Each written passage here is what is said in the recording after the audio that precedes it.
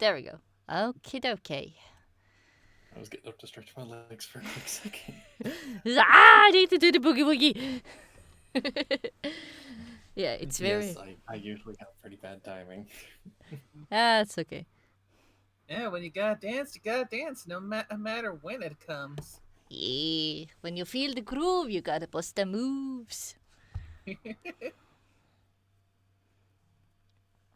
See, we are alive. Oh yeah, fellow. I always forget that I have to what's it called?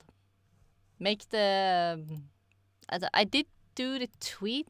I sadly can't tag you when I tweet through the stuffy, but I still need to make the what's it called? Yeah, send it in all the different Discord servers. Let's see. There we go. Let's see. So, yeah. Poofy, you have already given the story about your OC, if I remember correctly. Mm-hmm. Okay, so then it's just MT and Orsk we need to ask. Mm-hmm. Yep. Brief cliff notes. Half pony, half giraffe, and yeah,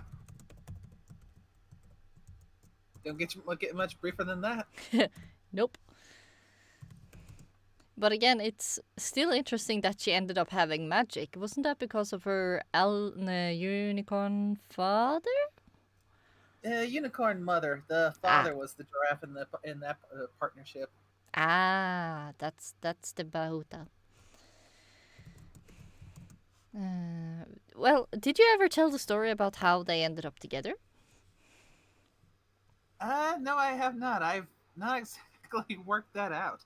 Well, do you want to try? All I can say for certain is that yeah, when you got an abnormally tall unicorn and a really runty giraffe and put them together, you get a Poffy.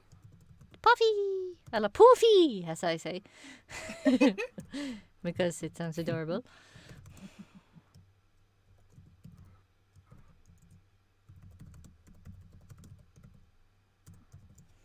Ska vi se. Sun and there. And copy. Paste. Ska vi se. We have viewers. Hello, viewers. Welcome to you and you and you. So, today I have the glorious Poofy, or Neriu, so that I never can pronounce. My bad. There you go. And we have DMT, which does a lot of fancy stuff for Fiora the Tank Girl, or the Wandering Sunrise Company. Yeah, Shotgun Angel, thank you. Yeah, that's. And we have the ever adorable Orsk Winterhelm. Say hello. Hello. Please. So, as you guys can probably notice while you are watching the stream itself, its photo, we actually have a human OC. So, how about you tell us a little bit about it? Like backstory, why you have a human, and that type of stuff, if you're comfortable with it. Well, that is a long story. That actually goes back to, I think, a now shut down website there now. It was a writing site called Daeluin, Daeluin. It was set up where you would write posts in this fantasy realm there now. So there would be these maps with these different regions that you could write posts in, and the thing is, you could only use the items you've bought using the on-site currency, which you earn by writing posts. So, however many words you get, X amount of gold. Oh, interesting. So, I was on that site for a while there now, and Orsk Winterhelm is actually my character from there. He comes from the frigid Ice Isles. He was the son. Well, I never really did get around to naming his mother and father, but he's sort of a barbarian of sorts. Went out into the frigid wasteland to sort of make a life for himself for now, to maybe make a name for himself. But he was found by a rather powerful and nasty practitioner of the dark arts, and not only that, but she was maybe a wee bit demonic. Okay, oof though. So things happened, and Orsk Winterhelm went from being a human barbarian into being a weird, half alive, half undead entity. His limbs are pretty skeletal, save for maybe the upper portion of his right arm, the upper portion of his left leg, but he's quite bleached white there now, and he has a rather nasty thing there now when it comes to magic being used around him. It causes physical pain. He is able to pick Huh. up on the magical auras of things being done around him, and through this sensory overload of sorts there now, it actually causes him pain. Oof Not though. only that of others using spells, but also when he use of magic, because this system was you could be different classes, and as you do poster now, you can sort of level yourself up and elector now, and to become like new hybrid classes and elector now. But the thing is, magic was universal. As long as you pick up the actual spell, you can use it. Mm. So that was it for both divine and arcane magic now, as it had a very nice little like store system for it now. So it starts you up with like a few little knickknacks and the like now, to sort of like give you things to make use of as you make posts with other people or post just to yourself and things of that nature. So it was a nice little community of sorts to be a part of. There were guilds and like you could join into, but Orsk Winterhelm is, like I said, he is half human, half undead. He's the glorious in between, or is his or in his view, the cursed in between. Okay. I sorry. I kind of want to make. Ah, he's a zombie. Sorry. Not quite a zombie, No, I know. I know. It was just a joke. Sorry. no worries.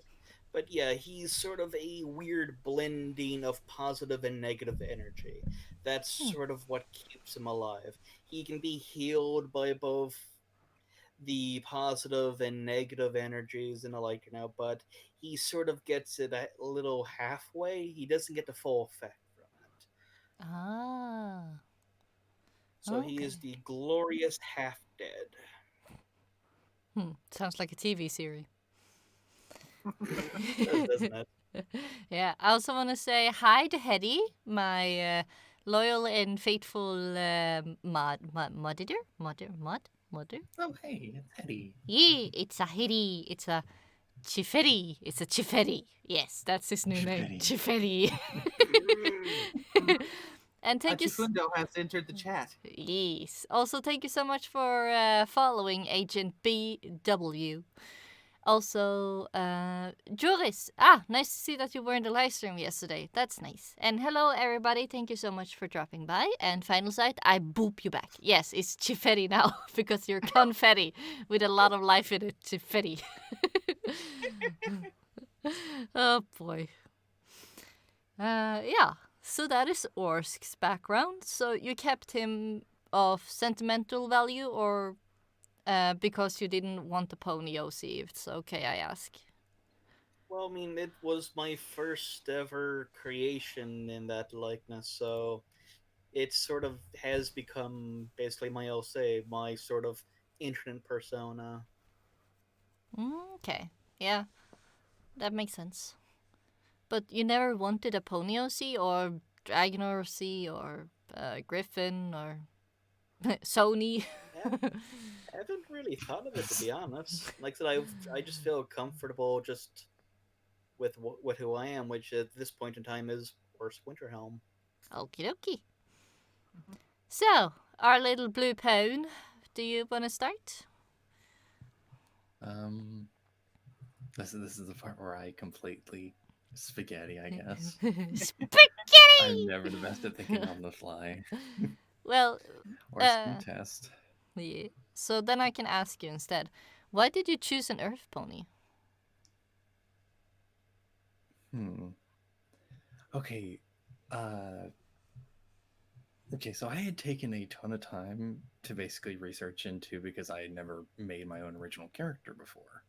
Mm-hmm. So me being me, I decided to sit down and I tried to research as much as I could on the different races and kind of just how they were portrayed and everything.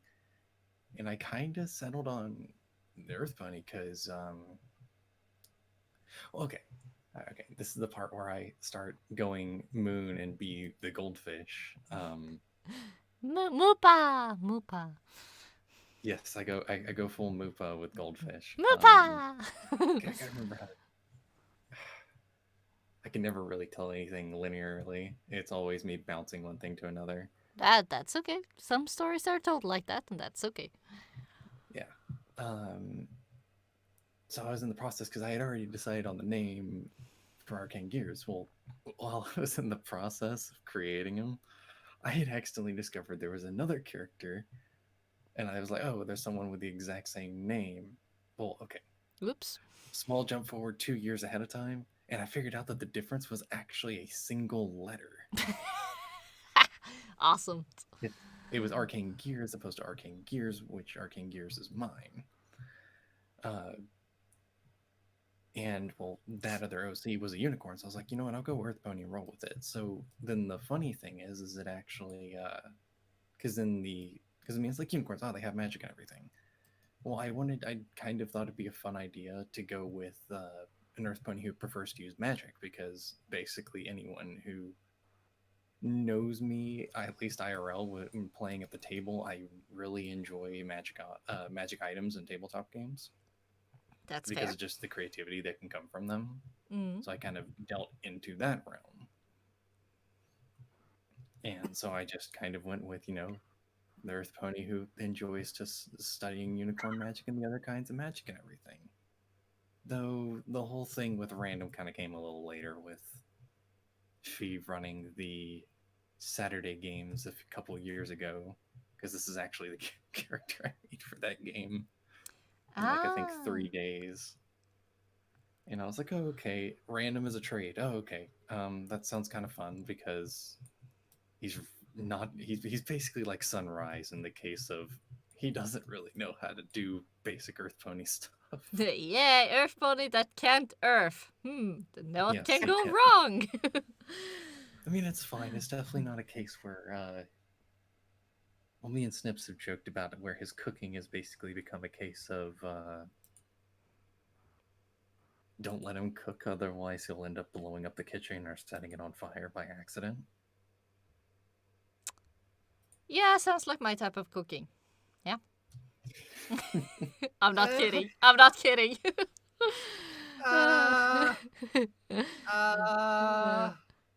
No Yeah, comment. I can't really cook that. I don't have the knowledge really to cook that well. Cooking is hard. Wait. Cooking is indeed hard. Wait. Fast food, yay. They say that cooking's supposed to be fun, but I don't know what's so fun about setting off the smoke alarms when you're making a grilled cheese sandwich. Yeah, exactly. So it's just like, wah. And then I think I'm very lucky that I started eating more and more vegan, because for some reason I do not get as stressed and there's less thing to destroy, because vegetables can handle a lot compared to meat and egg and all that other stuff. Like, vegetables are durable. At least that's my experience. But sorry, we're getting off track. Continue, MT. That's fine. And then from there, it's just a case of random didn't require GM approval for that, because it was just a case of me trying to slap together the rules, and it just kind of became part of his character. And I've slowly been playing that same character. And actually, recently, I've been kind of expanding with additional characters and stuff where I've actually gone more in depth with story and everything. Ooh. I'm still having to get better at it, but I have a Griffin who doesn't have a ref sheet called Adina, and she's basically the driver in our 1920s Prohibition era style game. Ooh. And that one's it's pretty fun. And then I have another character called Flak Jacket for the Night Haze pen and paper system, which is based in the Sunjackers universe. Wait. Sun jacket like. Sunjackers. Hang on, let me just let me type it in the chat. Yeah, because it sounds very familiar, but it's like what? Okay, I think it is the one that I'm thinking about. It's basically a Pegasi with like a green mane and orange or yellow Yes, body, and she yes. can't fly because her like Cybernetics are too heavy. Yes. Okay, super. Then I know where Yep, it is. that's, Thank yep, you. that's Atom Smasher. And the funny part is I actually know Atom Smasher from Duck and Cover and the sequel, I believe it was called Make Love Not War, if memory serves. Ah. Okay. So I know Adam from there. And I think the funny part was I remember reading that comic, and at first, because I can relate to one of the comments, it's like, wait a minute, you're a mayor? And actually all of the characters in the comic strip actually have a good laugh about it. Because I thought this whole time while reading through the books that Adam was actually a stallion. No. But yeah, crud, now we're kind of rambling off again. Oh wait, oh right. Well, and then actually for Orsk's Redhurst game, I actually have Skippy. eh? Yep. Oh, Skippy.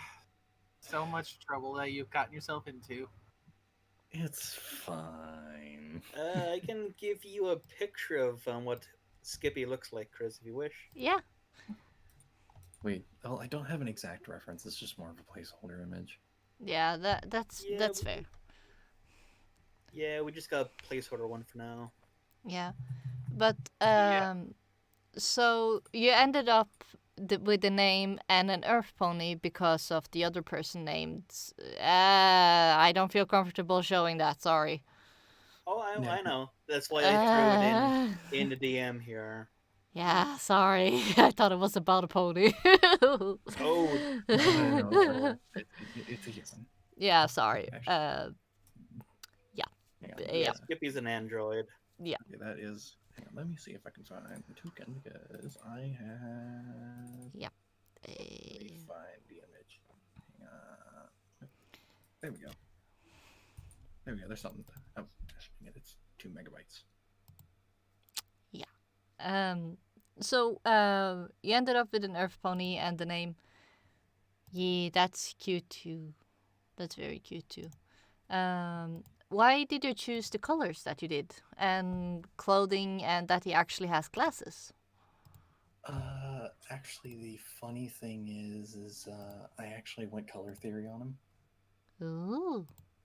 Okay. So I ended up going with the blue, and I can't remember them. I looked up a bunch of meanings behind colors, and I rolled with them, and I know Neighbor might get a small laugh out of this, but I think the blue was because it was calm, if I remember right, and he is sometimes not calm in the slightest. I think the green was something like intelligence or something, and then the yellow was just because color theory. And actually, I think through the few art pieces that I've gotten of him, I'm actually really enjoying the yellow because it always seems like for artists, it's like, okay, you need to draw gold eyes, and it's just like something unlocks within them. And they always manage to do a great job.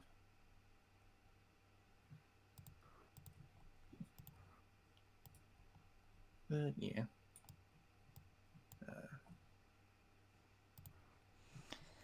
So, do you have any backstory for this character? Okay, this is where the fun begins because it actually depends. Because I mean, the better part for a year or two, I couldn't play anything other than him because he was the only one I felt comfortable playing in a tabletop game. Ah. Yeah, I've seen a few versions of him over the various incarnations. Yeah, because I'm trying to remember now. Smart rewind. Because the thing is, it started out as a more of a pony sona, and then it kind of became more of an OC, and then it kind of flicks between the two. Ended up going, I think, what was it? I think he's out of like Appaloosa, and I think he had a unicorn mother and a earth pony father, if memory serves. And no, I didn't name them. That's why I can relate to Orsk. They just kind of. I might have named mine, but that was like over a decade ago or now. Oh my gosh. Yeah, Orsk Winterhelm is an old OC. I think like 2008-ish. Wow. Yeah, he's from out of like the Appaloosa area, just because then I can just kind of keep the whole accent and everything, which is actually a twang instead of a drawl. Because kind of roughly where I'm from, we have more of a twang as opposed to the drawl, where drawl is more drawing it out and twang is kind of more that shorter. For example, a lot of like going and stuff, we might drop the G and just kind of enunciate a little extra, and I'm pretty sure. I know English isn't your first language, so that's gonna be that might be a little confusing.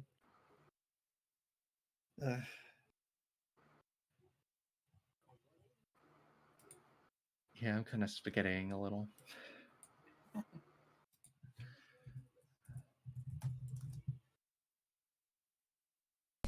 That is okay. Yeah. So, you have his parents, and where did he grow up? Like, was he in the wasteland? Were he in the normal Ponyville? Or were he Crystal Empire? Or it was actually Appaloosa in the actually I blame this partially because of Fee's Saturday game, because the game takes place a few months after, because that Saturday game took only a few months after the end of the world. Oh. So he's still technically pre-war. And I've kept that through everything. So I've rolled with it. So then it also works in a non-Fallout Equestria setting. Mm-hmm. So I stick with the whole Appaloosa area, and that kind of plays into his whole kind of having that bit of a southern accent a bit. Mm-hmm. So, And, so you're going around sounding like you come from Appaloosa? Yeah, from Appaloosa. Appaloosa? Yeah. Appaloosa! There you go. Yeah, you gotta go for the long Appaloosa! Or all the other in between.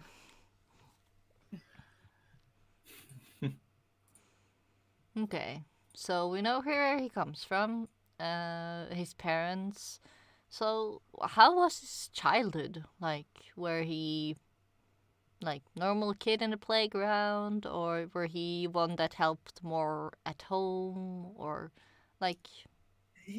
I kind of, because this is my first character, I based a fair amount of it on my own, and then while also putting its own twist. Of course. He had pretty much an okay childhood, basically, which became kind of a running joke of he is apparently the one who isn't traumatized by the wasteland. Yay! No traumatized! Yay! And he doesn't pull a haze and has to. He doesn't have to pull out a blunt. I know Hetty knows what I mean. Oh dear. Shiferi! What have you done to people? I thought you were the nice guy. Wee. Doing? He's relaxing. He's just using a chemical substance to help him relax.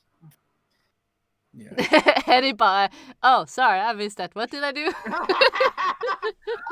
Hitting your character in the FOE game for now. How he smoked a blunt every time. That weird stuff.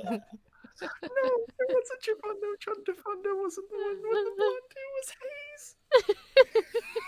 Oh, jeez, it is. Sorry. Oh, I'm sorry. I'm This sorry. is something I always run into. I always mix up Hetty and Averna. Oh, I'm sorry, Hetty. I'm sorry, Hetty. That's just me being silly. Hetty is like, I'm framed. Yeah. What? Hey, Okay. Hetty. Okay. I'm curious. Is there a lawyer in the wasteland? Probably a few. Pretty among the ghouls, I'd wager. Yeah. But Hetty, remember, if you're being framed as medicinal haze, that means you have a bunch of gold now. Oh, crud. Yeah, he's got the gold bars. The thing is, though, in the recent sessions, that gold bars kind of got them into a little bit of trouble. So, even more trouble. What? Sunrise Mom was actually, last flyer? Yep, she Oh, actually was, wasn't she? I was actually, wondering what her job was. Raise his hand in lore horse. She was indeed a lawyer, and then she became a combat medic whenever the war picked up. Ah, makes sense. Mm-hmm. Makes sense. Also, boop back final sight, because I don't remember if I booped him back. Okay, so, what is, Autumn? Yeah, Autumn gear. Yeah, Autumn. Arcana gear, what does he do now? Arcane, my bad. Okay, so, this is the fun part, because it depends on the iteration. The primary iteration. Okay, so I have two primary iterations. I have one that I kind of using for other games, and then the Dentry one gets to be special and have its own iteration. Ooh. So what? Okay, so in the non-Dentry iteration, it's a case of he ran as an intern for the Ministry of Wartime Technology, while also working under the Ministry of Morale under the Birthday Brigade, which actually I decided to bring back for the Dead Tree iteration. Birthday! Because in the main fic, in the main Fallout Questioner story, Pinkie Pie still throws parties and everything. And I use the logic of there is no way she is getting around, at least without a little bit of help. And that's where the Birthday Brigade comes in. And they basically kind of help throw parties for everyone's birthdays. Okay, sorry for the noise in the background. This basement is hecking cold, so I need to have the basement heater on a little bit.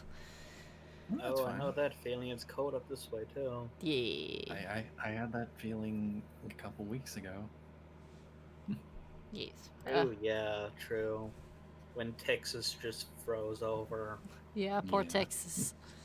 Poor little Texas. They were freezing.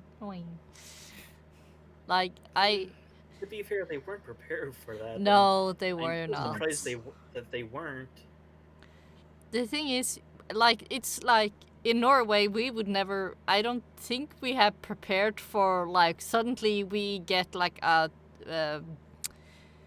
Florida summer heat. Like we would be very confused and taken off guard. Like what?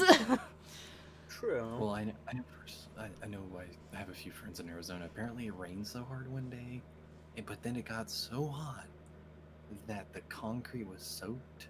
They could hear the water sizzling as it went straight to boiling. Yeah. Oh, the one time I was in Arizona, there were snowing one day. So there was like 20 centimeters of snow on the car, but then the other day it was beaming hot sun, and you could just see small puddles of water just disappearing in front of your eyes, and I was just like, we're not in Norway anymore. But that was really fun experience. So yeah, I haven't heard the crackling asphalt, concrete, but asphalt. Asphalt. Asphalt and concrete are two separate things, if I remember right. Yeah, they are. In Norway it's called asphalt. So I'm kind of having the Stavanger English, where we kind of put the Norwegian word and the English word together, and there you have a new word that hopefully both understand. Yeah, because asphalt is more black, while concrete is more of a gray-white. Ah, so that's the asphalt difference. is usually used for roads, whereas concrete is used for actual structures. usually Mhm. with rebar reinforcements out of it. Yeah. Mhm. Rotvik says Pinkie still throws parties in FAO. Guess that puts Sunrise as premier party pony if her tail has anything to say about it. Yeah, I guess so. Yeah, that would be fair. True. And film, what do you mean by Twilight Sparkle? That's a bit random. But yeah. So okay. I'm trying to remember. Is there anything else in his backstory that you would like to tell us? Like, is there any drive for him? Like, what does he do? The things he do. What is he seeking? What is his goal? Basically in that, and then also in the Dead Tree iteration, there's more added on, because yeah, he does make a cameo, Ew. and he does actually he works under the Ministry of Arcane Science, so he's been under 3 of the 6 ministries. We do. Yep. But then from there, apparently he runs into Martini Markerlight, and they get to know each other and all that jazz. I'm trying to remember from there. Then they have some additional adventures and stuff. Then the end of the war happens, and that's the part where I have to kind of look at Moon and go, okay, apparently everything in this one period is both canon and not canon because we don't know. And then from there, I am actually currently in the pregame with Moon because I'm supposed to appear in the Wednesday game this upcoming Wednesday, hopefully, because it's taken me and Moon a couple of weeks to actually get through my pregame. I'll probably have to hold off from saying too much there. Yes, because that's I still fair. want to be a bit of surprise because Hetty's in the chat, so I can't say too much. However, I know this will make Neighborhood a little bit happy. Yes, he managed to sneak in an anime reference already. Yay! An ex-criminal by the name of, let me find it. Spoilers! Spoilers! Stop it! Spoilers! Hetty Jeffetti is saying spoilers! Come on. Betrayal! Fine. Betrayal! Okay, I'll DM it to Neighborhood in a minute. Yeah, do that. Also, Final Sight is wondering, what is your favorite type of cheese? Type of tea? Cheese! Cheese! Oh, type of cheese. I Yeah. kind of feel like I would go with mozzarella. No, it's Colby Jack. That's what it's called. Not mozzarella. Colby Jack is mozzarella and cheddar. Nah, not brown cheese. No. No. I'd say that's as good an answer as any you could get. Yeah. Yeah, I think it's just a joke because I've been sending brown cheese to so many people. Oh boy. So yeah, then we have the OCs.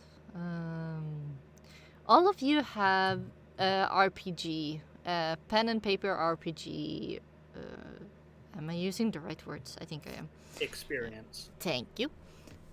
No worries. How did you guys get into our pen and paper RPGs in the first place? The Wednesday game. Okay. I joined in some friends' games, actually.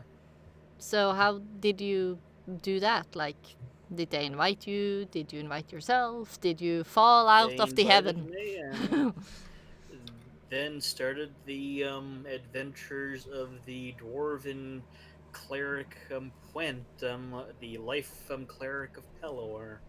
That was fun. That was quite fun, but yeah, they were running a game down at a local game shop in the capital city that I was in at the moment now while I was going to university. Okay. So I joined in on their stuff, and things happened. A lot of insanity happened. Was that 5th edition or any other? They were running a 5e game. Okay. What about you, MT? Actually, I got my start in 5e as well, because I had my small little group of friends, and because all of us being absolute nerds, I guess all of us had heard about D&D at some point, and one of our friends was just like, hey, why don't we try this out? And, well, that led to a whole series of really silly little mini sessions, which then we kind of stopped for a bit, and then a friend of mine was like, you know what, I'll give a shot at GMing these games, and that led to a whole nother campaign. Which that was pretty fun.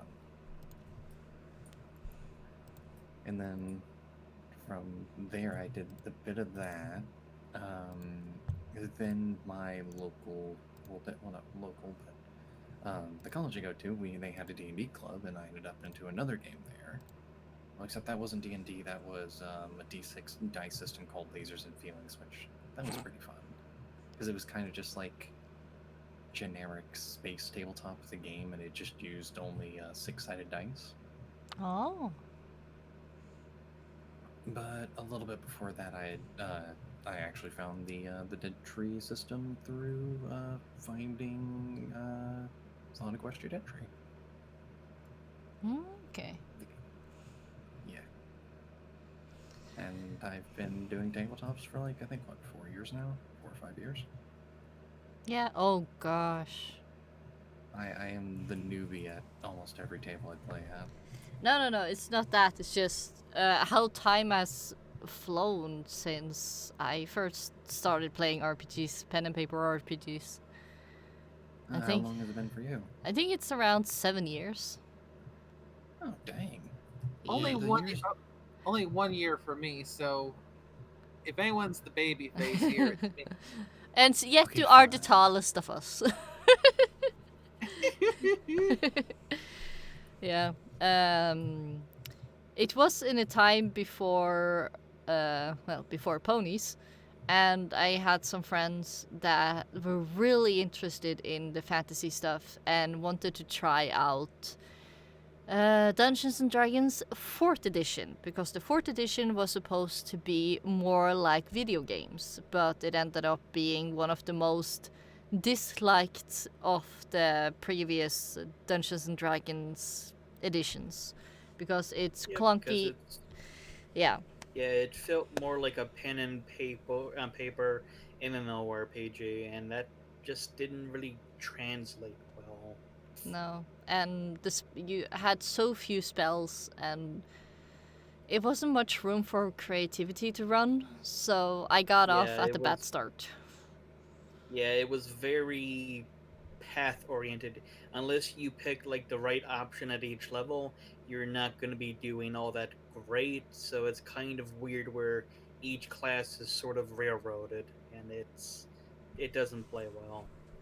I've messed around with Fourth before, and the only good thing I've seen about 4E was its art.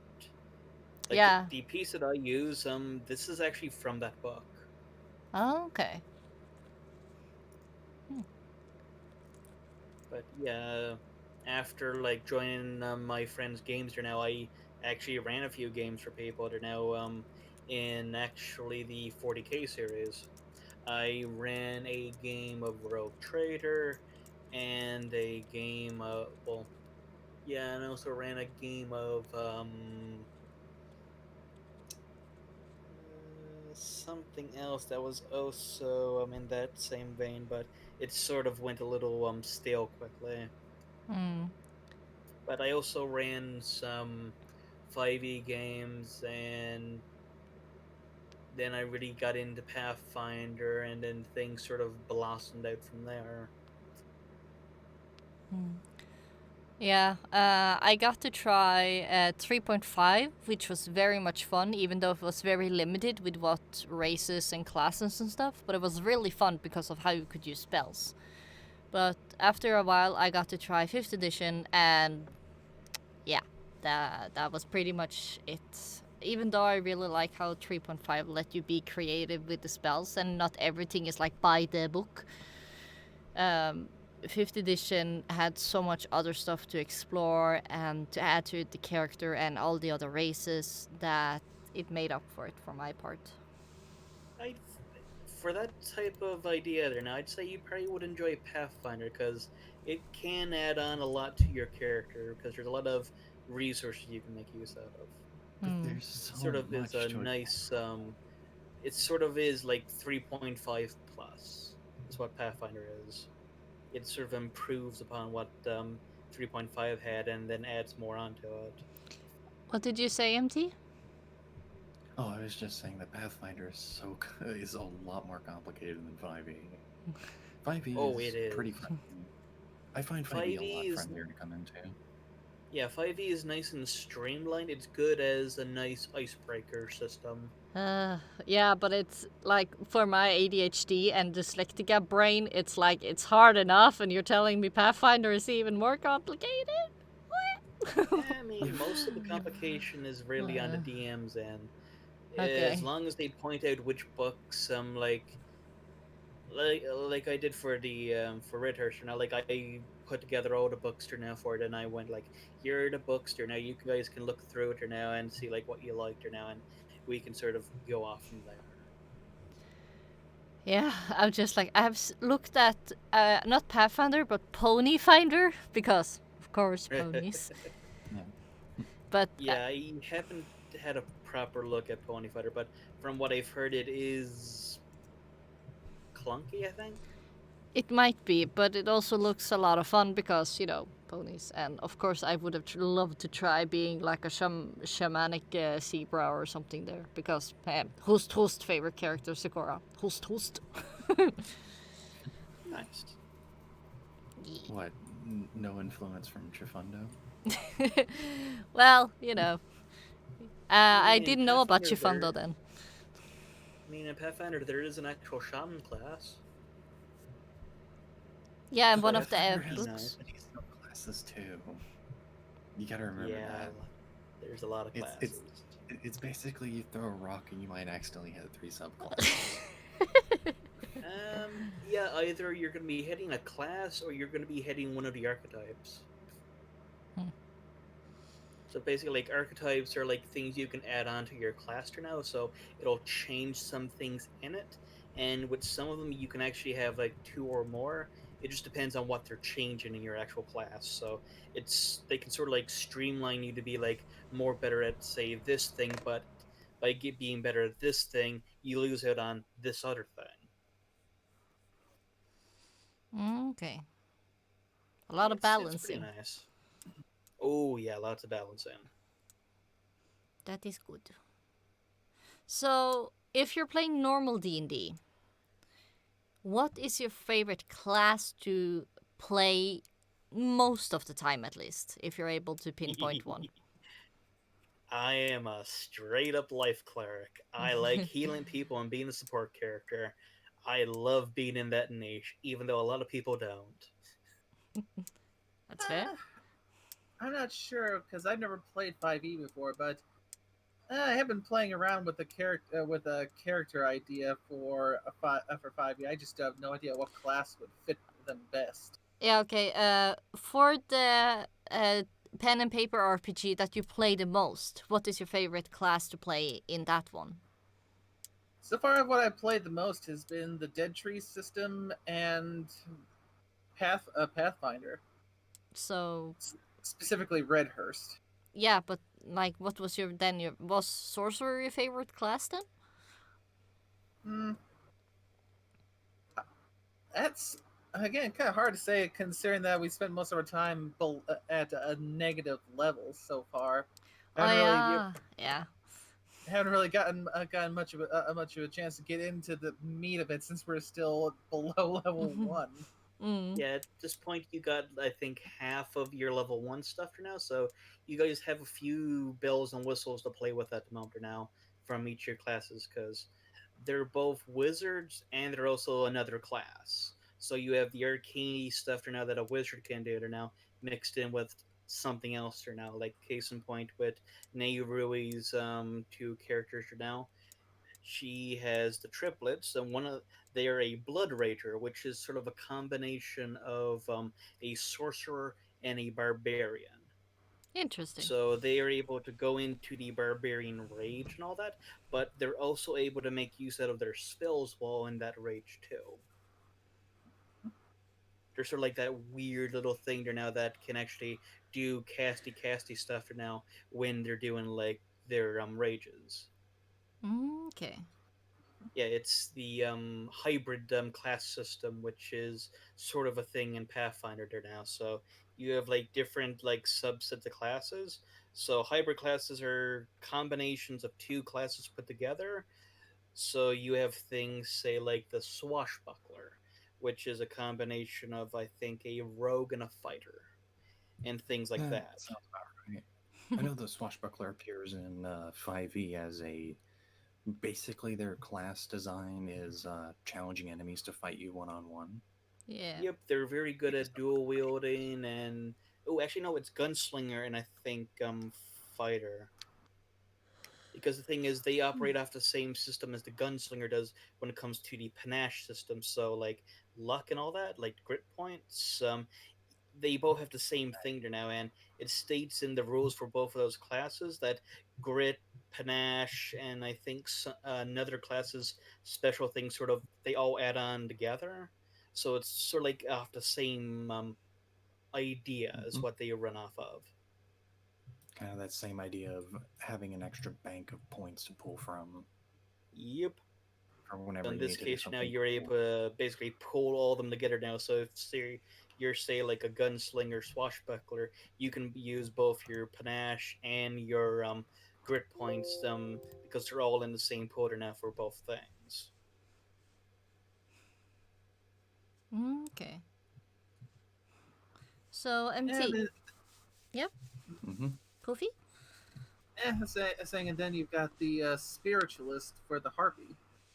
Yep, because Jerry is she's not a wizard. She's actually a sorceress because Jerry as a character was not smart enough to pass the initial tester now, but one of the professors at the school now picked her up because he sort of picked up that she was more powered in the sorceress line of thought there now, so she has a very high charisma, so she's able to use the power of her bloodline.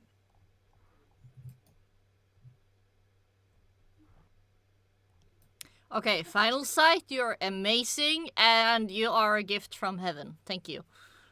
Oh my gosh. Ooh, what happened? He sent me pony stuff in 5 fra fra fra. Fra Nice. fra fra. I'm just gonna post this here.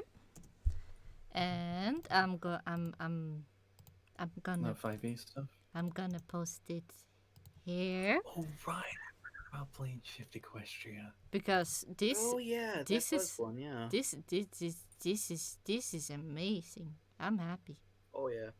I'm Yeah, probably about I to forgot just sit about here that for the part rest of the now. stream, looking through Next D&D, I'm just gonna be like, do you allow homebrew?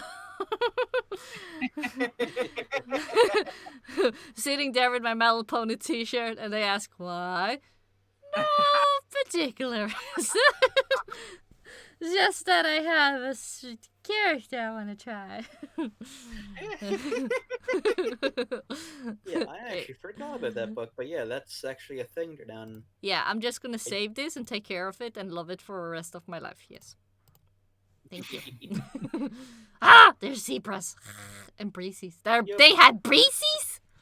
What? Yeah, I believe they got a good bit of the Equestria stuff in there. They have it. goats. Don't like the F. They have Grogar. They have Grogar. I can be Grogar's angry sister. Ooh, they have the elks. Well, elks. I thought it was supposed to be theirs, but yeah. Oh, Kirin. Yaks. Yak smash.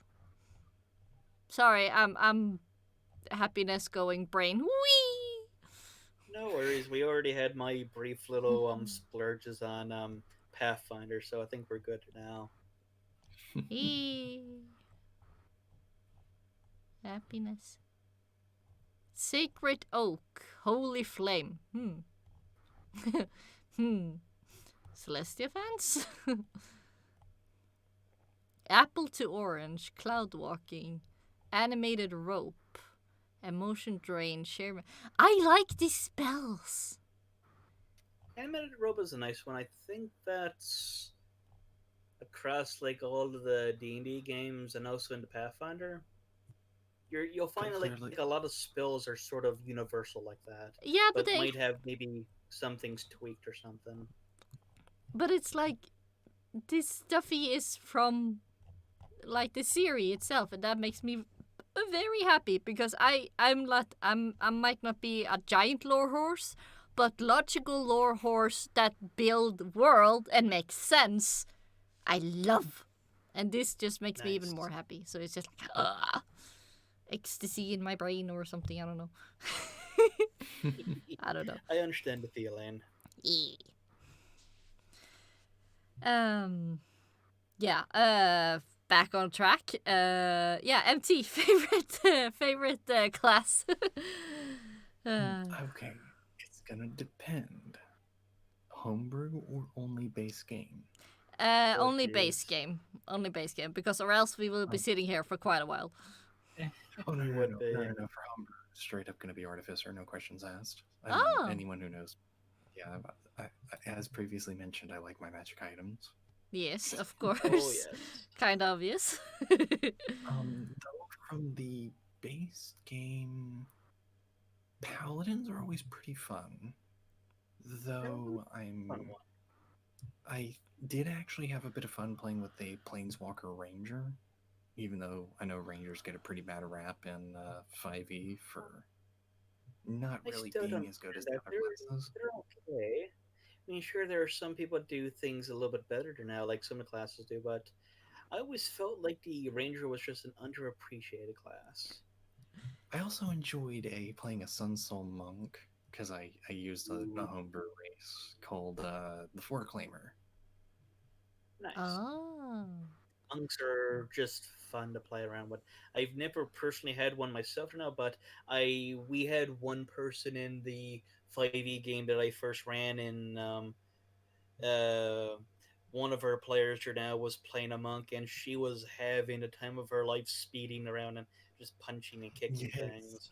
yes, because if I remember right, there's a sprint action that lets you double your speed. I was able to basically cover nearly 200 feet in a single round. Yep, she did a lot of that, and it was funny. We also have a drinking buddy in chat. Hello. Hey, Think about it. Hey. We have the drinking boots. Hi.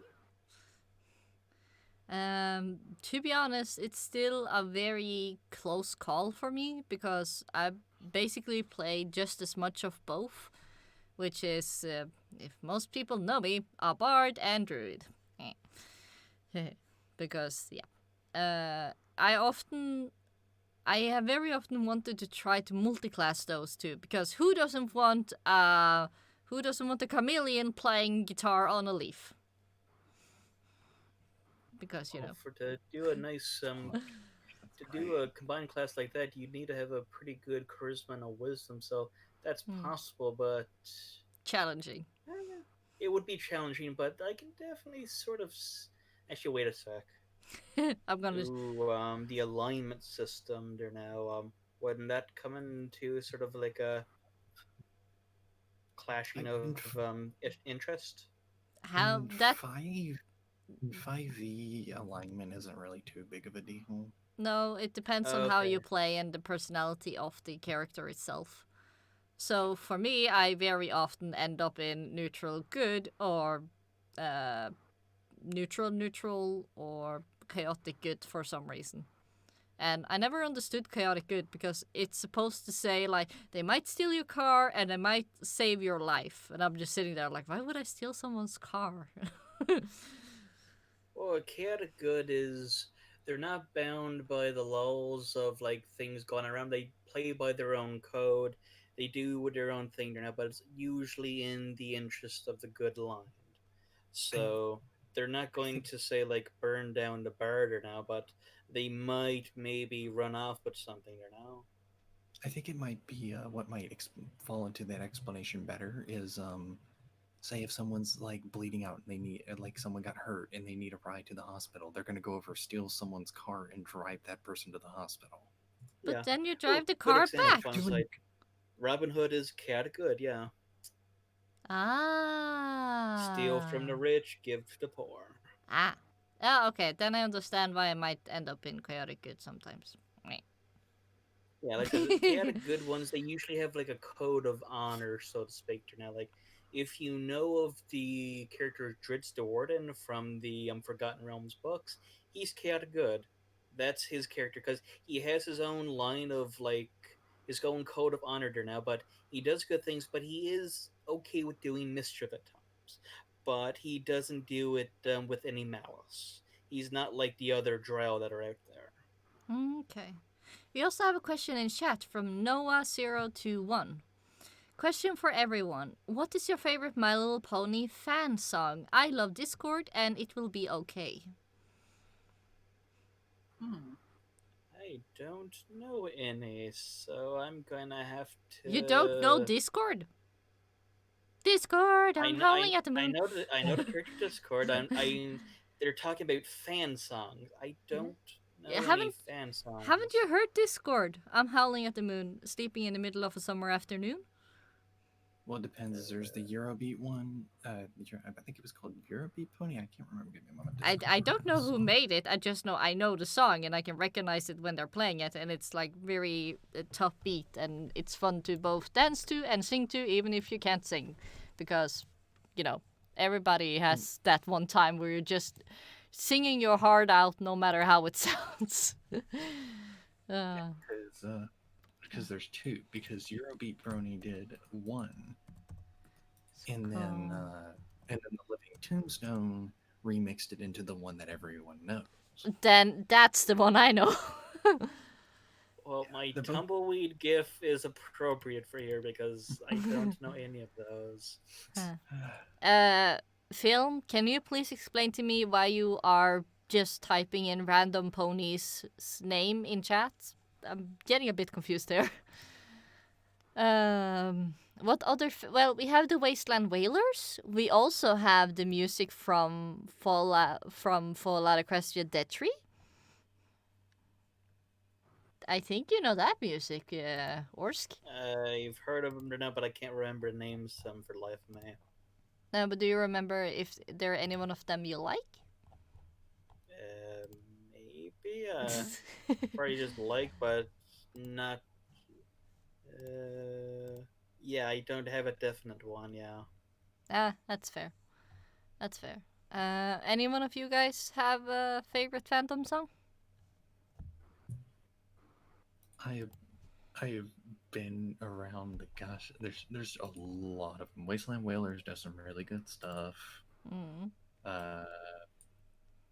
I see one that's kind of a bit of an older pick would actually be Swing Tavi Swing. If you give me a moment, I can find the artist for that one. Yeah. There are also a lot of other cool artists like Forever Free Brownie, Music Brownie, and you have Prince Whatever. Because I can never pronounce that correct. I'm sorry, Prince.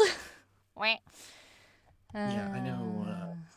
Some sure. I know Cinder really likes Forever Free Brony, and the funny thing is I've listened to a ton of his songs, then I kind of paused and went, wait a minute, I know all of these. Oh, that's who did those. So sure. Because for me, I can recognize the song, but sometimes I can't pin the individual who sung it on there. Yeah, it can be a challenge, but you also have the singer like I Am Shadow 007, thank you very much. And you have like MC Arch, who does a lot of rap, actually. Also, James Kelly, of course. We always got to give James Kelly some nice credit. Excuse you, do you talk about our Lord and Savior, James Kelly? Yes, I do speak of the Lord. Yes, all hail glorious Lord. Actually, my favorite is Patrick Poe. He made a lot of music earlier, but he hasn't made anything in the recent years, which is making me sad because he makes a lot of awesome stuff, and I wish he made more. So I can post his link there because He makes a lot of... my favorite, of course, is Practice with Sakura, epic Celtic music. Hey. There are a lot of other fun as well. Is Wheel. Oh yeah, Poofy. Tell him about yours. That one is very good. There's a lot. There's a lot. Most of them I don't remember by name, but this is one that stuck with me. Lullaby for a Princess. Yeah. Oh, okay. I knew that one, so yeah, I would probably agree with you on that one. Da, da, da! Sorry. Had to. Also, Vocal Score Pony is also one, as far as I remember, that has made some original music and stuff. I know there's a lot of Brony musicians, but a lot of them happens to make like techno or mostly only computer music and not always with real instruments, which kind of makes it hard for people who are not into that type of music to recognize them or find their music somewhere. What are your guys' thoughts on that?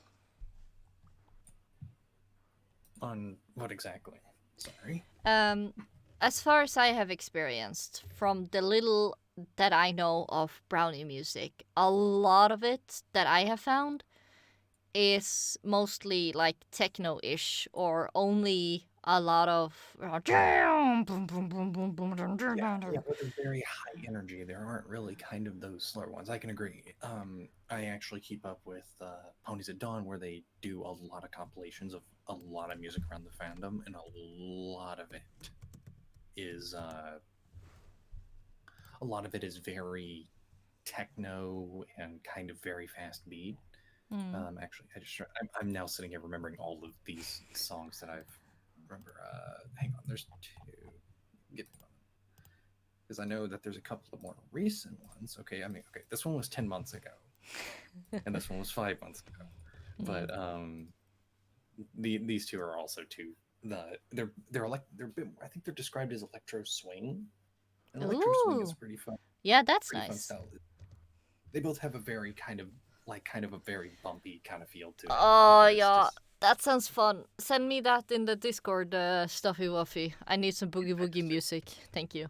Yeah, I just sent it to you. That's also a thing. If I ever get to a con with you guys, we need to find like a giant dance floor where everybody can go on and just everybody dance awkwardly because nobody can dance, so it's fine. You know, it's safe in a group because nobody can dance, then everybody can dance. Yay. Well, if you can dance, then of course have fun. But it's like, you know, if you can't dance and you dance in a group, it's okay. Okay, now this has gotten the Men Without Hats song I'm playing in my head. We can dance if we want to. Yeah, that's I believe it's called Safety Dance. Yep. I don't think I've heard that one. Can you send it to me? Then I will take a listen to it afterwards. Yeah, Wasteland Whalers also make a lot of fun Fallout Equestria music. I don't know if they make anything else, but also a very good song that I like from the from Overmare Studios, the video game that they're trying to make. They have a song in there called Zebra Town. I know it's maybe a bit shady type of song, but I really like the guy singing it and how they make it feel of the music. Yeah, with Haymaker. Ah, it is him. Okay. Yeah. Zebra Town is certainly a good one. I also forgot about Whole Lot of Magic. That one's a nice one too. And I know Fly Like You is one of the more iconic ones. Yeah, that's I don't remember her name, but she is really, really good at what she does. That she is. Brittany Church. Yeah, there you go. Right. Okay. Now I'm sitting here. I'm scrolling through everything. Going, oh, I remember that one. That one. And that one. And that one. Yeah. Like after all of this, it's like you kind of want to sit down and like, okay, I need to know notes. I need to know how to write a song. I need to know how to make music because I want to make something too. Uh, I mean, I know you've helped with writing a few songs. I'm trying, but I'm pretty like I'm used to writing poems, not songs, so it's Uh, a bit different. I mean, it's probably a bit more different than being used to helping write stories as opposed to poems to songs. Yeah, There's um, there's a bit of a jump between writing to correct, help proof stories compared to songs. yeah, that is true because they're like the few things I managed to learn this short time after Fiora just like, hey, can you help me write a no, I'm gonna find exactly what she said because I don't wanna claim anything else. Ooh, stuffy happened. Thank you, Frasier, so much for hosting. Let me see where because I was like out of the blue. I was just like, what? Huh? What? Huh? I didn't see it coming, so I was a bit confused or taken by surprise. Ska vi se. Ska vi se. Where is it? There it is. So she texted me and just like, I know you know how to do upbeat song better than me. Do you want to help me write one? I was just like, huh? What? What? So yeah, that was how that started, and how many days was that ago? It was actually the beginning of this month. So I had 2 weeks to learn from, or almost 2 weeks, trying to learn, you know, writing rules and like, do you have two different cores or do you have just one course? How you have the bridge, how you have the starting, and all those fancy pantsy stuffy wuffies. It's a fun challenge, and it's also like with poems you don't need to have a beat, you just need to know which type of poem you're doing. But when you write something without a melody, it's like you're sitting there and just like, ah! But also it makes a lot of fun. So I'm not doing much, but I'm just like Fiora say, I'm just making sure it doesn't go dark, I guess. Just making sure it stays kind of more upbeat and happy as opposed to. I guess the best example would be pulling a friendship as witchcraft. Yeah, I think I heard that one. Is that the one where Pinkie Pie is suddenly a gypsy and has a big pot? Yes, that's basically. I think the running joke for that is Pinkie Pie sings these kind of more. Okay, so the song, I think the instrumental is kind of more upbeat and everything, but the lyrics kind of have a bit more of a gray tone. Ah. And think I think Fees want you to help to keep from getting into where the music gets a little dark. She wants to kind of keep everything absolutely upbeat because I mean, you got to have something to kind of counter what's going on in the chapters right now. Yeah. Also, it's gotta be fun songs to sing along. Yeah, that's one thing I want to make sure because I noticed on most songs, except for of course the intro song for Fall Equestria Dead Tree, that most of the songs that are not like reduns of old songs can be hard to sing. So you would need simpler texts that are easy to catch on, easy to remember, and swings well off the tongue. So Yeah, because the main theme is not too bad. The main theme for Dead Tree isn't too bad to sing, though I'd say that Daunting Future is yeah, a it's bit hard. tricky. Yeah, Because I have the lyrics on my phone and it's still hard. yeah, it's well, it is meant to be kind of a sad song as far as I remember. So Yeah. that's why I also was hoping we would have something more upbeat before Fiora contacted me because like I want to have something from work that I can just blast on my phone or blast on my headset that I can like do workout for, or if I ever go to pick up friends from a party, then I can just blast it on my car and they can be like, of course they would be drunk because I'm picking them up, and they would be like, oh cool, what's that? And I'm just like, that's from work. Do you guys want to know where it comes from? So yeah, commercial. Yes, I am a sneaky little pony. Wow. No, that's entirely fair. Nothing wrong with that. Yeah, like I don't know. It would be nice because I do also have a few people that are very interested, but they are young, so I can't exactly just like, hey, read the book, where it's a lot of scary stuff in. So it's nice to show them something a little more kid friendly before they get old enough to read the book itself. So that's why an upbeat song would also be nice. Because, kids like melody even if they don't understand the words. No? Just me? Or You're not wrong. Mm-hmm. and it would have been fun if we could have like when we get to a con we can also ask the DJ, hey, can you put on this song? Because it would be fun to dance to when it's all done, and I don't know, we can celebrate. Like, I think MT, you at least have something to do with like the preparations. I remember you did like the radio calls before the RPG started.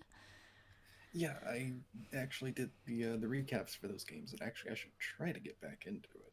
Yeah, that The tricky part is the games that I was in for the Chicago game, they run at the exact same time as the Dead Tree stream, so it was really tricky to stay up to date on those and still do the announcements.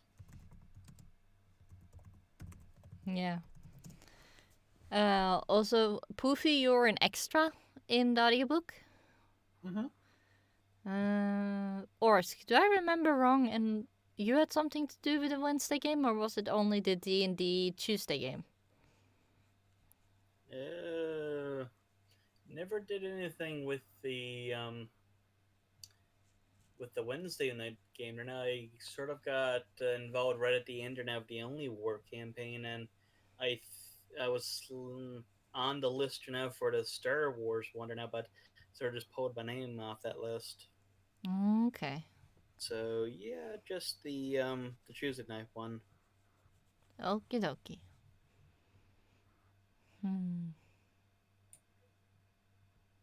So you never had interest for the Wednesday game?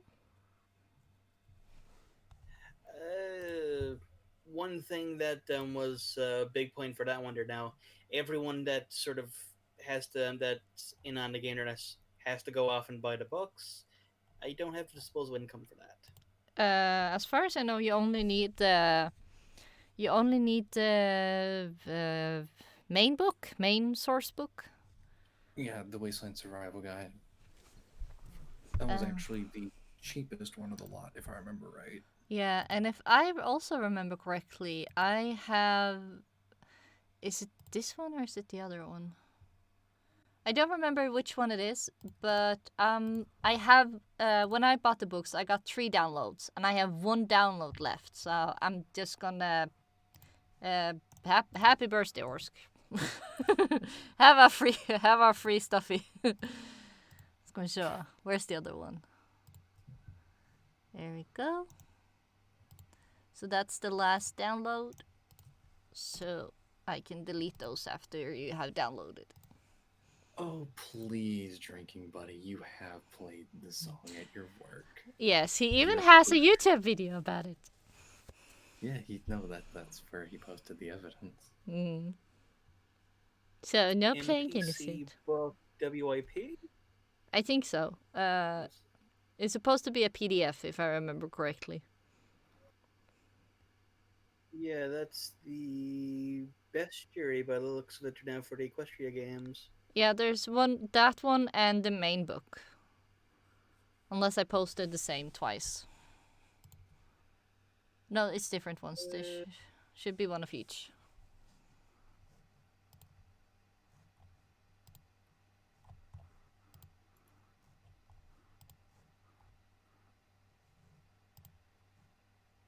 Okay. Yay! Wasigu. You're welcome. Blah, blah. Going to Norwegian here. Wait. So there you go. So outside of pen and paper, are you guys having any other hobbies?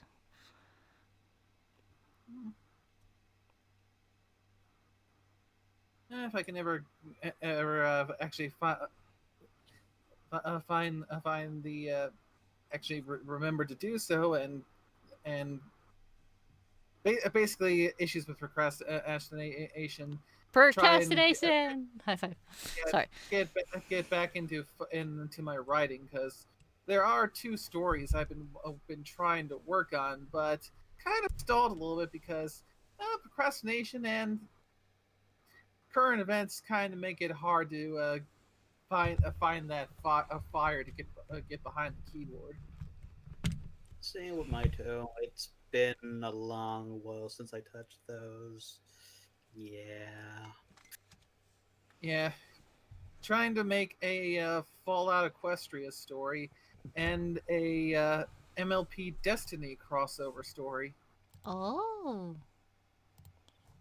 Neat. fancy.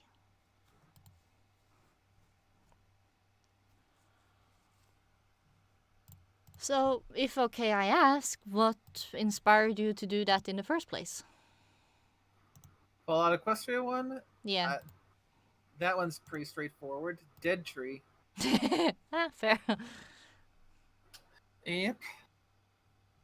Yeah. Doing my. I've got a few fun things planned out, and hoping to do the whole Fallout Equestria thing justice with some of the twists and turns I've got, and at the same time have to ask myself, oh, sweet merciful Lord, what is wrong with me? How did I come up with some of these things that are so dark and so twisted?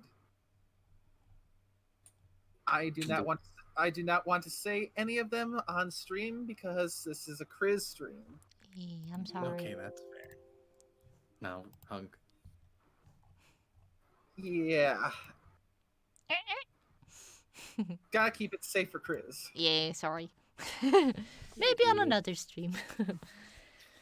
Yeah.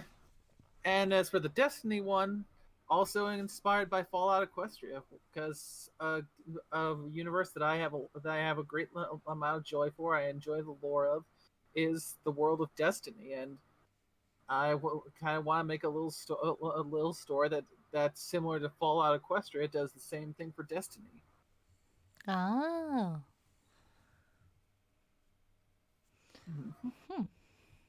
So yeah, gonna take some ponies and turn them into guardians. Da da da. Interesting. Looking forward to see how that's gonna go. Mm-hmm. Orsk, you said also something about writing? Yeah, I played my hand with a little bit of writing before then. Nothing I published or anything or put out, but dabbling's more like.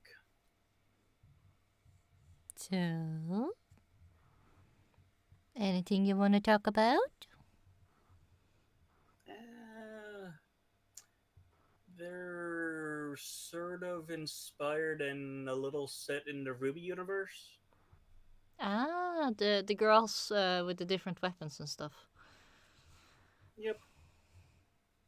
I don't know much about the universe. I only know there's a blonde girl that kind of looks like Applejack that has a mechanic arm, and a girl running around in black and red, and a giant scyther. Scythe sniper rifle.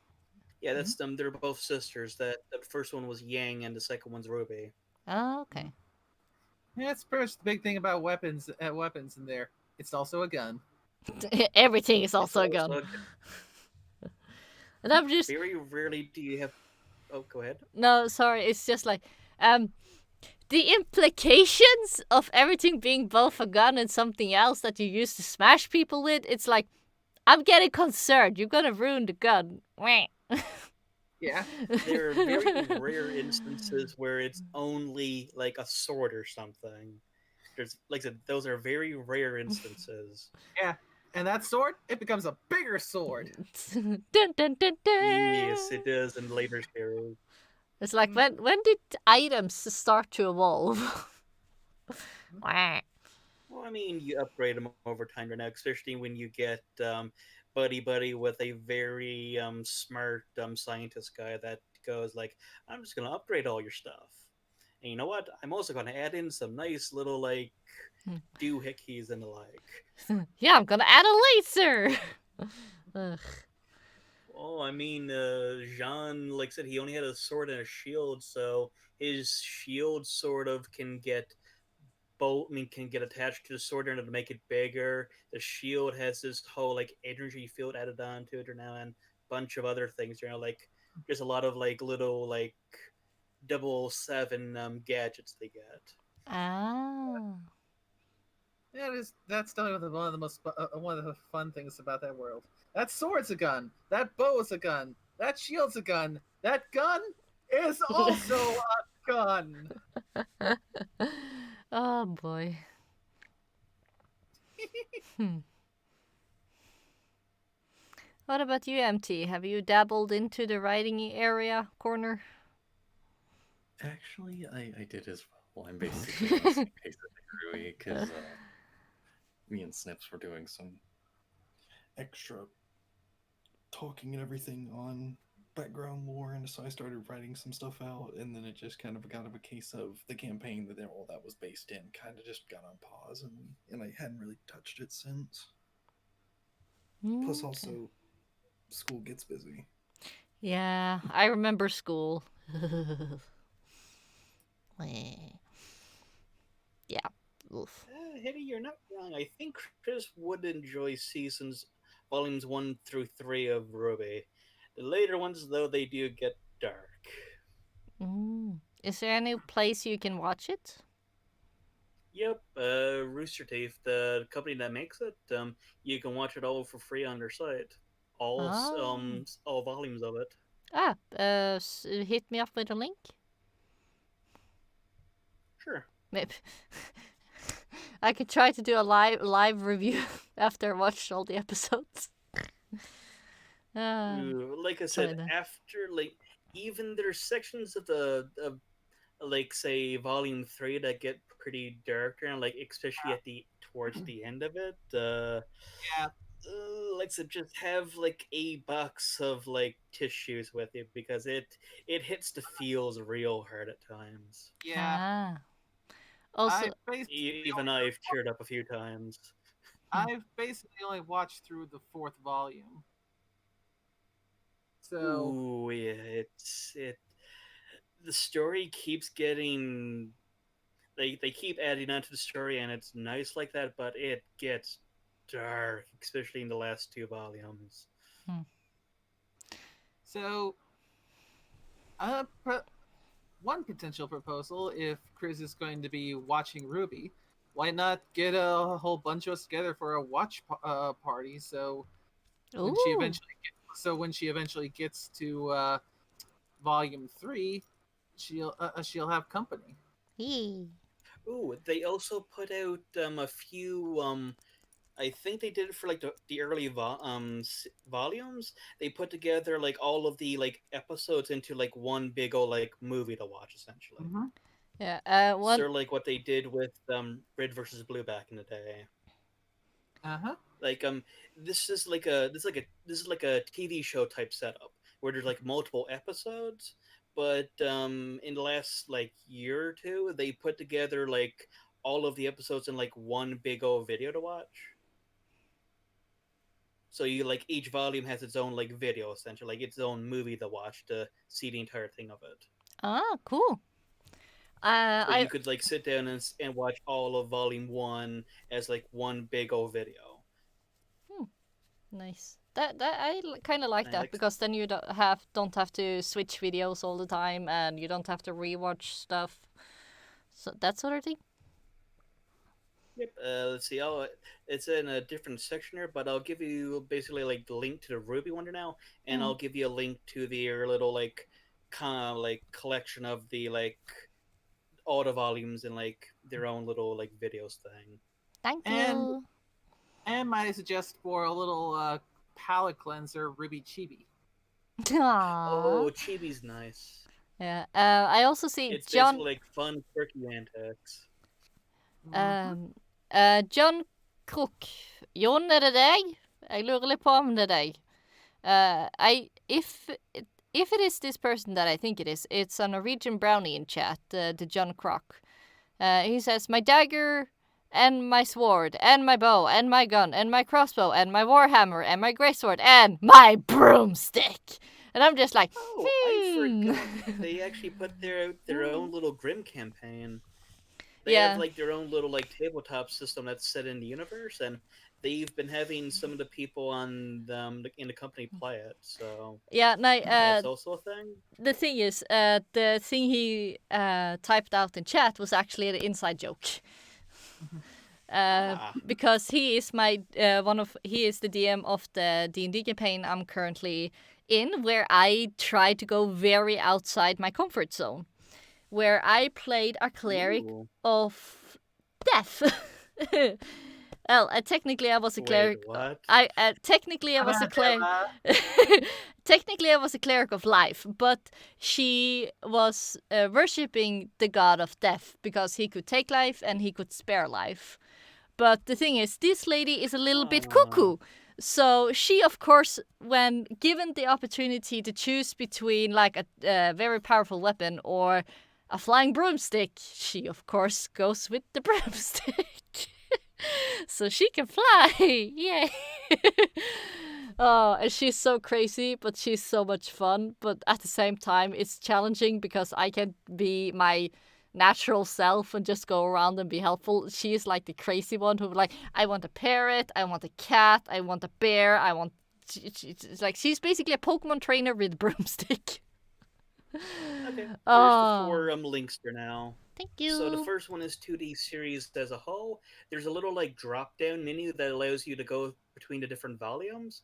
So it's currently on 8 at the moment, so you'd have to go down to 1 in order to watch it from the start. But the second link is for the complete series, so each volume in its own separate movie length video, essentially.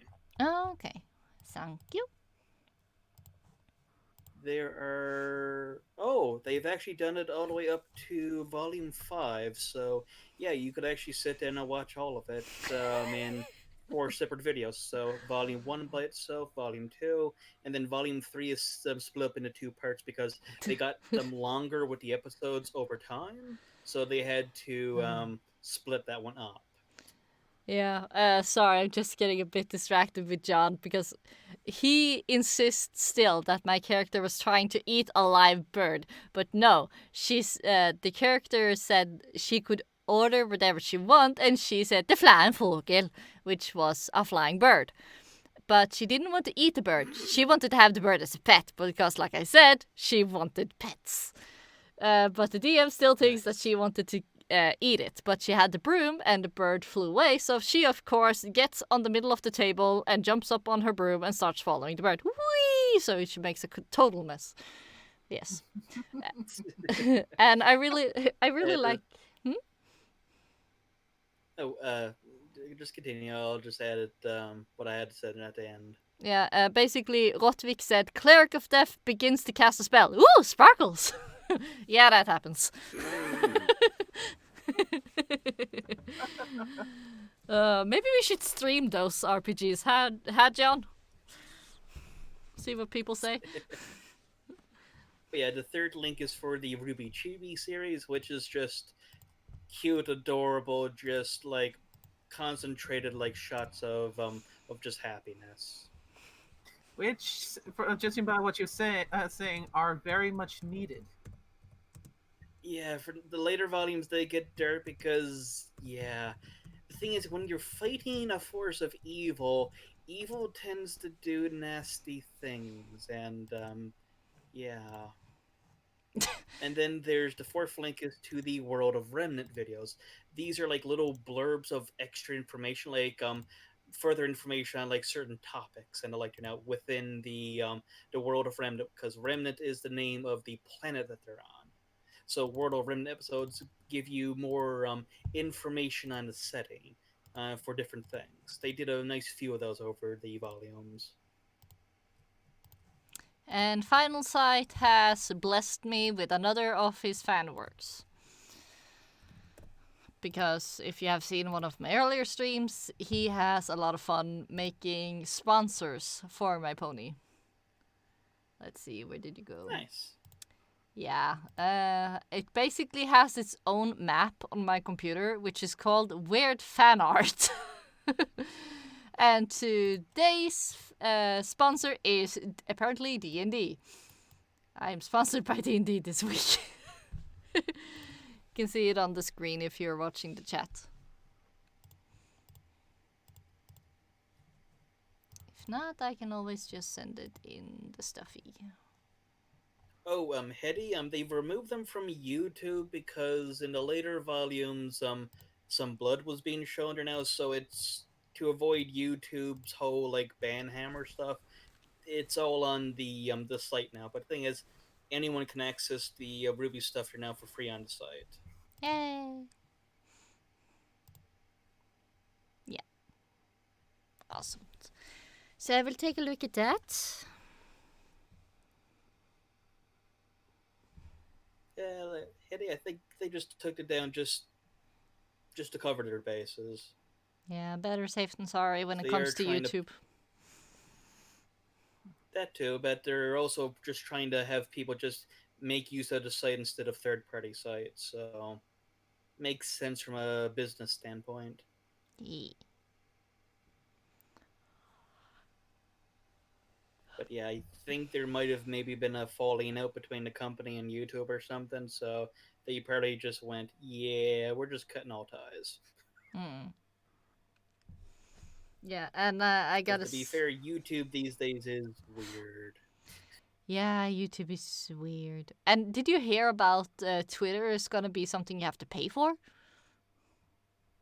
Wait, what? Yeah, exactly. Yeah, there was a rumor going about that, but it's at least at the same time. I think one of those things where it's one of those internet rumors where I don't give it that much credit because internet fear mongering and all that. Yeah, but it's like you would have to pay to have an account, and there would be like super tweets and blocking of ads and something because like where are the ads? The one I maybe see once in an hour that are in between my other tweets.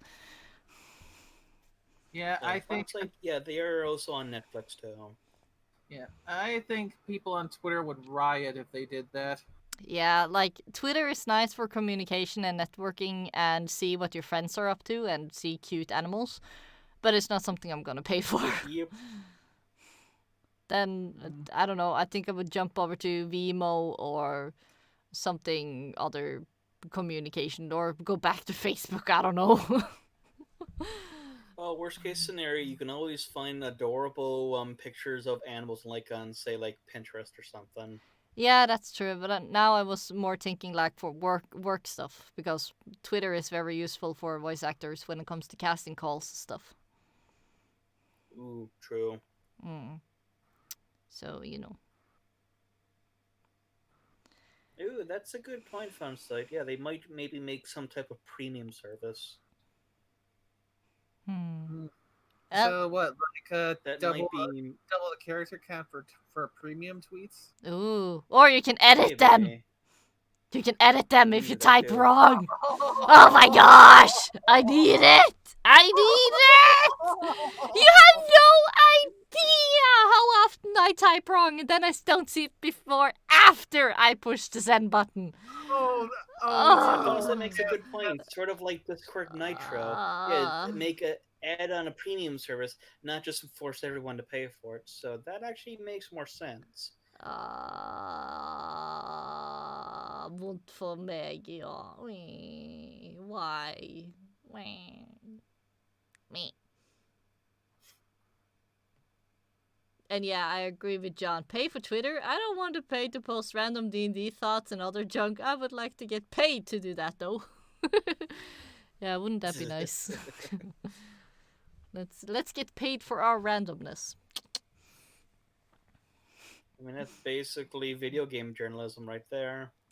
Yeah, hashtag Markiplier. Well, he does a lot of other stuff as well, so he deserves credit because he does a lot of work. I wouldn't exactly call Markiplier a video game journalist. He's just a YouTube personality. Yeah, true. Yeah, I was thinking like those paid ones out there now that can like barely play any games, but they apparently affect all of like the ratings and the like of like video games and like now it's weird. Hmm. Yeah, it kind of does seem kind of strange how you can claim to be a video game journalist if you've never played a video game.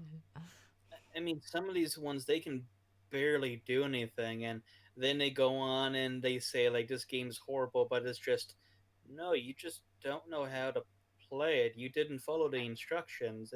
It told you to do that thing, but you went off to go do the other thing, bobber. But yeah, Hmm. Yeah. because like I've seen a few of them like try things out, and I haven't seen a good one out of any of them. It's weird, and yet these are the ones that get like paid money there now, and like they're now to look at games. Now they get the early copies and all this stuff now, but they cannot do anything with it. It's silly. Hmm. What do you think about all But of this, oh well. MT? I would say the whole premium service thing. I would say keep the same base experience, but then maybe say add a little bit more. Because I mean, the thing is, the service works just as fine as is.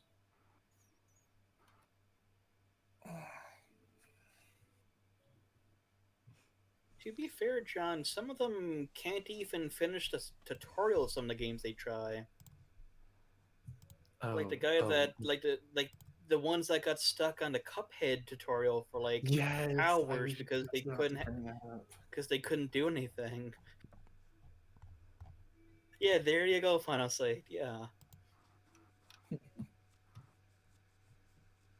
Yeah, like it's weird that there's so much power that these people have, but they don't know anything about the field, like their industry that they're in, other than just like they know a lot of people. It's weird, but that's the way of things. And that's probably not going to change anytime soon. It's gonna be interesting to see what's happened the next 10, 20 years since technology has like. It's gonna be interesting to see what We've comes sort out. of yeah, we've jumped ahead on a fair few compared to like I don't know, like half a century ago. Now things were way simpler technologically speaking. Hmm. I mean, for Pete's sakes, within the last 2 decades, there's been a drastic difference in the levels of technology. Healthcare and how to do stuff, how to not do stuff. It's just okay. I Well, know this we haven't had our hoverboards, but you know, we have Well, the other sad stuff. thing when it comes to actual medical technology, yeah, all of the bells and whistles that they use in the actual like rooms and like are still same, but they're still using the same outdated OS now for like patient files and like and people keep ripping into them and like stealing stuff and information like that because they have not updated their actual software of like Yeah. their database, all that stuff, and that's scary. Yeah, and the nasty food you get at hospitals, like, shouldn't the food be something that you really should focus on because you go to the hospital to get healthy? You shouldn't have like garbage food that Sadly, doesn't give you nourishment or taste decent at least. I'm so sadly, not all pissed. hospitals are sort of there to help you get out of it. Some of them, like the one near me, it's basically where people go to die, Ah. and it's really bad. It's Ooh. it's downright horrible, to be honest. But at the same time, Like how what was much money does the government give to hospitals as well to keep up? Like, even here in Norway, we have some hospitals and older homes where they can't afford enough supplies. So the people working there have to pay out of their own pocket to get band aids or uh, sh- uh, like shots equipment and stuff like that, and it's horrible. It's That's not right. But yeah, like down in the States now, like there's been more than a few hospitals that have been hit by hackers and basically locked out of everything there now and like forced to pay a huge amount of money to bear there now for them to free up their computers and like there. It's just the physical technology has outpaced what our own like infrastructure and software can handle. And there's people that are just taking advantage of it, and it's not good. It's not going to be pretty, and in another decade, it's going to be even worse. yeah. Because I doubt if they haven't changed things there now for things like that, it's not going to be changed in another decade. The gap is just going to increase, Hmm. and that scares me. Yeah, I really hope something goes for the better for the hospitals, because especially now with Corona Pona, that we need them more than Oof. ever. Indeed, but the hackers are still doing their thing, and as long as, like I said, the infrastructure, like the actual like databases that they're using, their basic software is not getting updated, it's gonna continue to be attacked and taken advantage of, and it's not gonna change. Hmm. Then again, that's just a nihilist in me talking. To be honest, I think there's possible that it will be changed, but it's gonna go slow. Which The thing is, they'd have to invest the money into actually updating that, and the thing is, it will just take one company or one person to go like, you know what, we should change this, but we just need that one person to do it. It's just sort of just it might happen, it might not. Who knows? let's hope for the best, at least. That's all we can do. Since I don't know if you can do something by voting even more. I don't know how you do it in Canada. I mean, in Canada now, you got the three different parties here now, and some smaller ones. But yeah, it's almost as bad as down in the States now when it comes to the whole political thing. They're like, things are just weird, and the politicians, they're looking out for themselves. They're not exactly worried too much of the little guy there now that votes them in. It's just people just continuing to be people. Well, It's just going to take a lot of people to choose to actually do the right thing and change things for the better. But the thing is, those good people have to sort of come together to sort of negate the bad that's out there, and that's not going to be an easy thing to do. but it's still possible, so that's what we're gonna focus on. Yep. Ooh, Final Slide, that's bad. 2003 server software. Oh, Yeah, that's what I mean. They use outdated software now because it's what they're used to, and it's not good because there's a whole lot of risks in using the old software like that. There's known faults into it. There's things that anyone with a grain of sense can take advantage of, and they do. And it's not even just the medical field, it's other businesses and like now. Like there's a lot of things that they're still using like 2003, 2004, like maybe even before 2000 software there now. That's and then in positions of you'd be surprised that they're still using that in like big businesses and like now still using outdated database software because it's cheap, it works, why improve on it? They should, but no one is willing to foot the bill to do it. And that's the thing, that kind of things requires people to actually invest the money in and the time to actually make it better instead of going with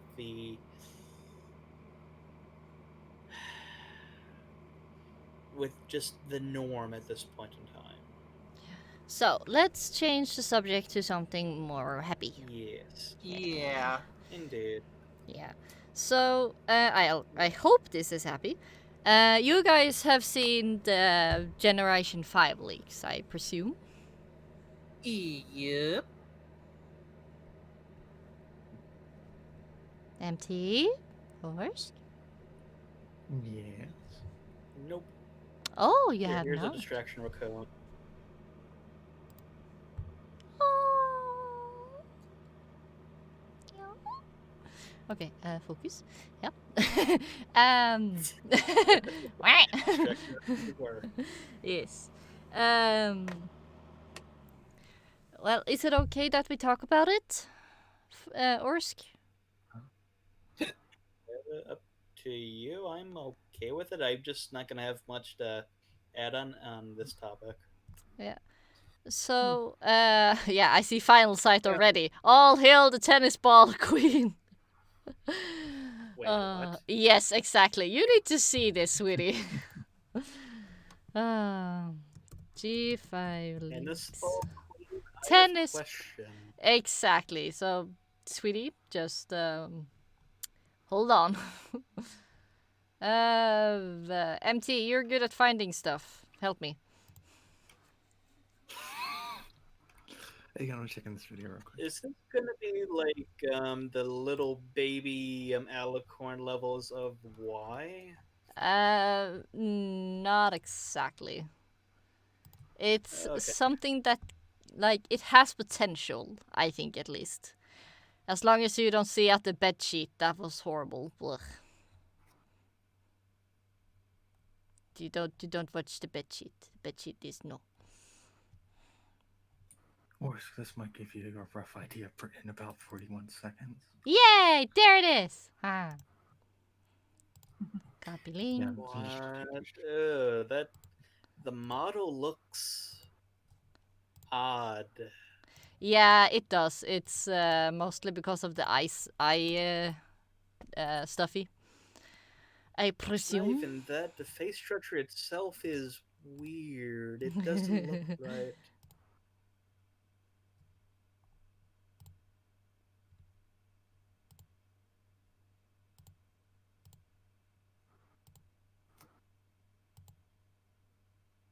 I saw Brogar's art of her. In the video. But yeah, what I think is really interesting in the photo is that you see the guards are Pegasi. I think at least the blue one is a Pegasi as well, since they also have the wings in the back of the gladiatorium, or the room that they're in. I don't see an image of any wings on the blue one now, but I can definitely see it on the green one though. Yeah, you also see in the background that they have wings in gold on the wall. So for me, it is a good chance to guess that maybe instead of the unicorns, it's actually the Pegasi in this generation that are like the fancy ones. Which would be an interesting twist. What do you guys think about that? Okay, MT is be right back. Yeah, I just got back. Okay. Where is the server? So have they said why she has a tennis ball on her? They haven't said anything, but it is easy to guess that since they are apparently in front of somebody very important, since they have guards on each side of them, I would guess they are in front of a queen or a princess. And since she's a unicorn, and in this generation they are supposed to be not trusting each other as they did in Generation 4. So Unicorn, Pegasi, and Earth Pony are not as friends or combined as they were in the earlier seasons, generations. So, being skeptical of the unicorn and they have a spiky thing in the head, you put a safety pin on it, so, baseball. Like you do with goats.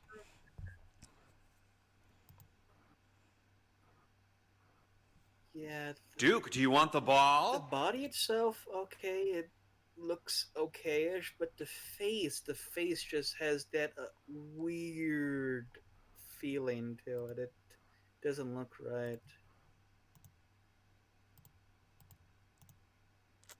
Yeah, I'm skeptical of this. It's fair. It's fair.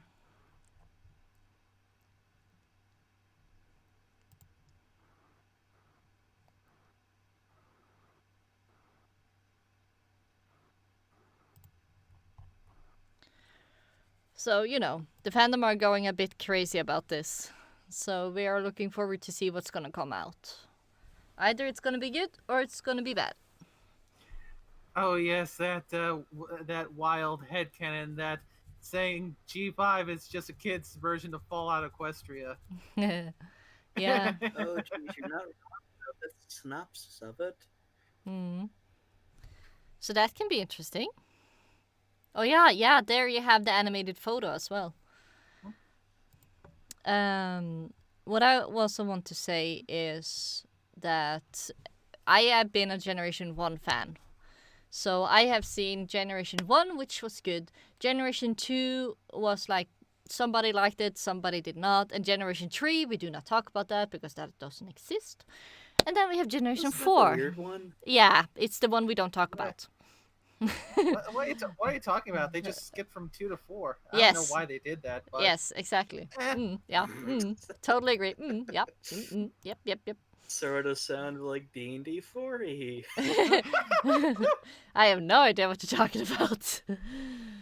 But yeah. So, where was I? Yeah, so you had that, and then you had the good one, Generation 4. So my little childhood is saying, like, yeah, if this doesn't go well, then I'm predicting a pattern.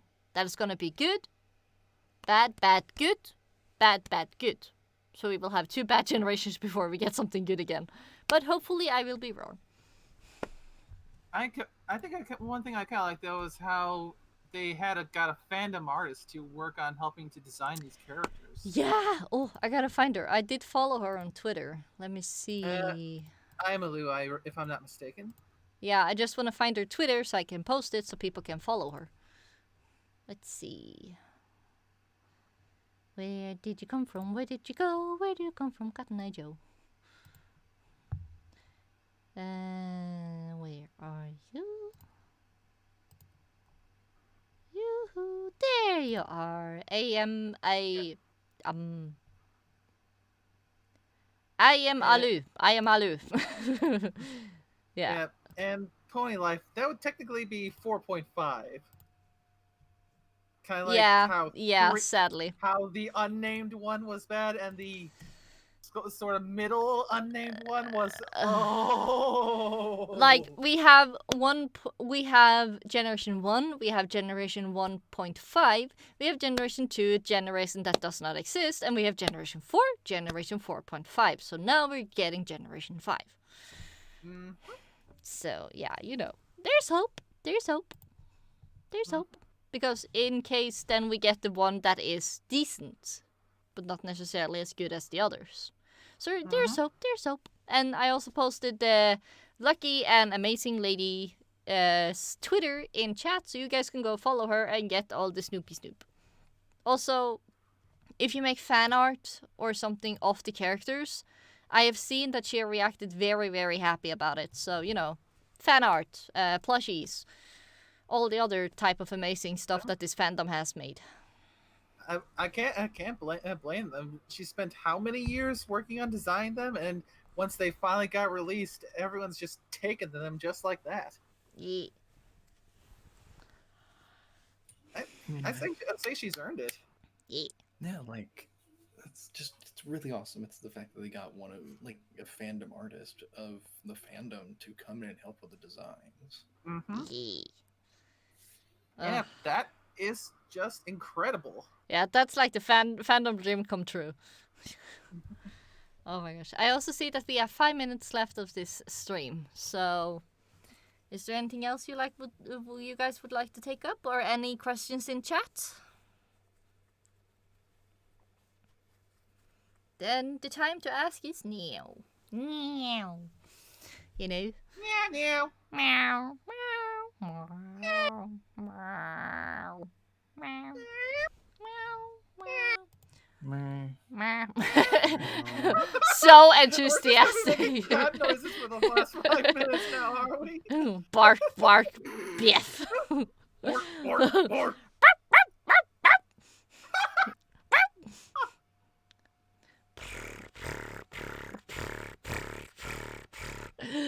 Breathe.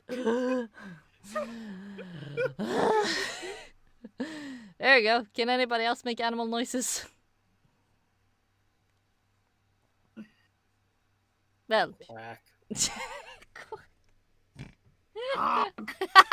Honk! Ah. Me. Me. Da. Da. And then we have the prize winner, Vinsk. Norwegian voice, Norwegian sound description of the horse noise, Vinsk. Oh my gosh. Baylor? The Baylor. It's your boy, the pie.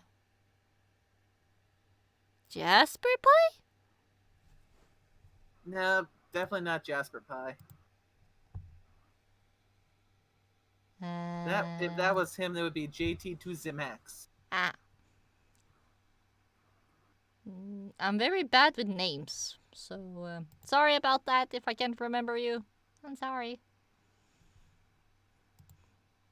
I'm bad with the other one. Other pie? Pinkie Pie? Final Sight just posted in my DM, zebra sounds and barking. Adorable. Oh, it's Big Apple Pie! Hi! Funny you can make it! Hi! Sorry I didn't recognize the Twitter name. Oh my gosh. Awesome. I'm just gonna do this, yes. Big Apple Pie is an amazing voice actor. He can do, like, I do not kid you, like the best Discord impression I have ever heard in my life, except for Delancey himself. Like, I kid you not. It's like, okay, did you kidnap John Delancey and have him just take in his sound box or something? I don't know. He is... No, I'm not gonna stop because you know it's true. Meh. Yeah, I need to get you in one of these chillin' chats one day, so just to show you off because you deserve it. He has also tried to...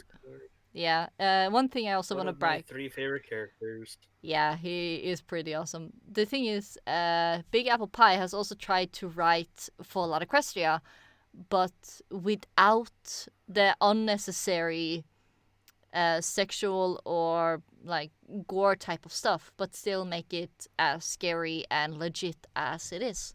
Which I think is very interesting because that would have been a real challenge. But at the same time, that's something I think would be good for people to see. So I really wish him the best of luck with that. Yeah, that definitely sounds like a really big challenge. Because, yeah, one of the big things that makes just the wasteland so horrid is things like raiders, slavers, and things like that. But didn't you still continue to write the story itself, even though the animation got cancelled? I'm asking him because it would still be something that would be interesting to read, as you can see by my fellow chillin' chatters. Chillin' chatters? But yeah. Slice of life story about raiders.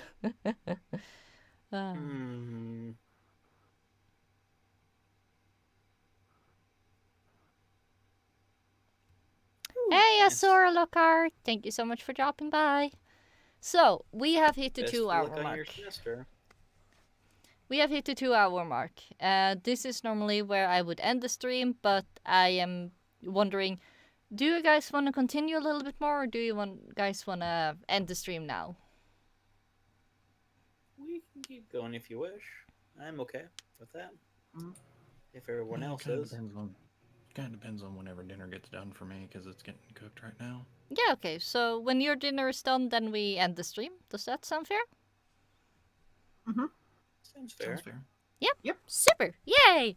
So, this Matter is if we the get pulled after away, I don't know. stream. Yeah.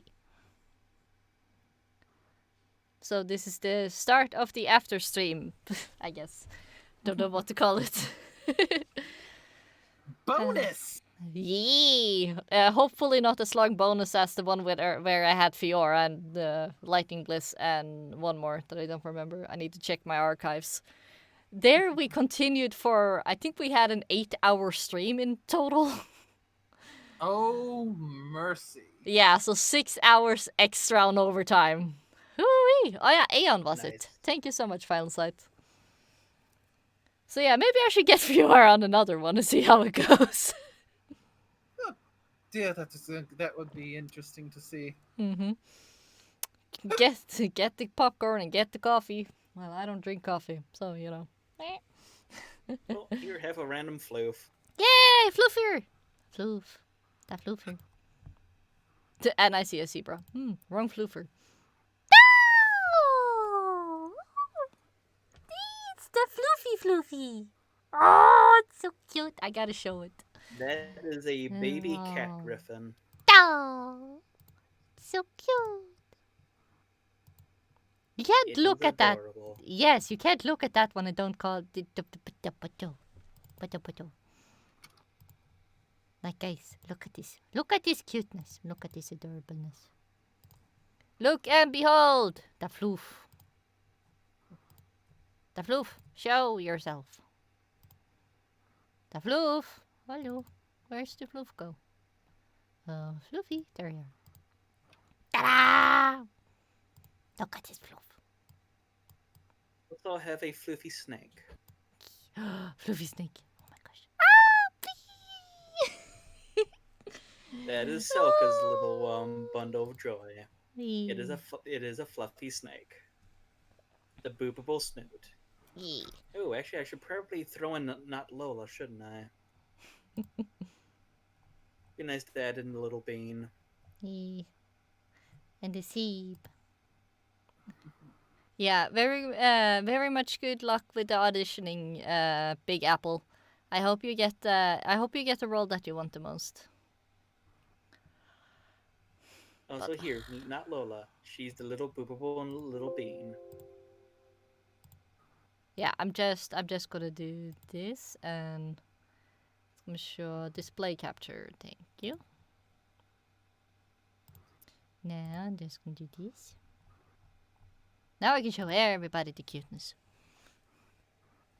Oh, you have a cuteness with you. Oh my, infinite screen. Yay!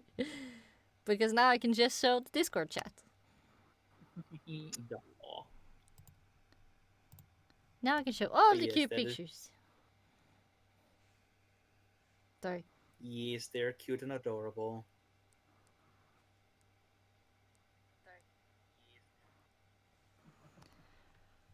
Let me see if I have any other cute and adorable ones.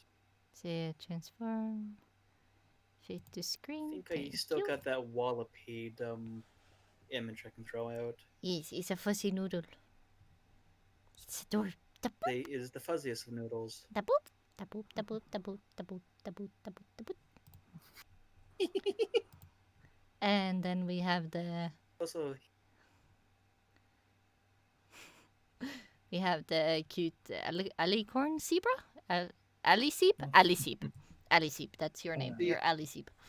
Just want to say dinner just got done, so if you guys want to keep going, y'all can. Okay. But I got to drop. Okay. I'll take care, okay? okie dokie. You too. Later on. Take care now. Boop. Bye. Wait, empty. Bye. Empty And- out. What did you say, Poofy? Yeah. And the Harpy's favorite niece. Long story. Oh, it's the big Sleipnir cousin's floofer. geckos are wallapetes. Their fur is said to be very, very warm and comfy. So it's kind of like a chinchilla fur, but it can handle the water. Yeah, they're very big. I think these guys are like size huge. So elephant? So that would be 4x4 square. So that would be 20 feet by 20 feet. Big elephant. Got it. Yes. Oh. They're sort of used as like horses in like really cold areas, Hmm. and they're quite gentle. Yay. Although you could piss it off a little bit, but you're more likely to see them nice and cuddly. Yay. Sounds like an animal I want to get to know. Oh, that gecko is actually the familiar of one of our other characters, Anesse. That would be Draco. It is a dragonfly gecko. Ah.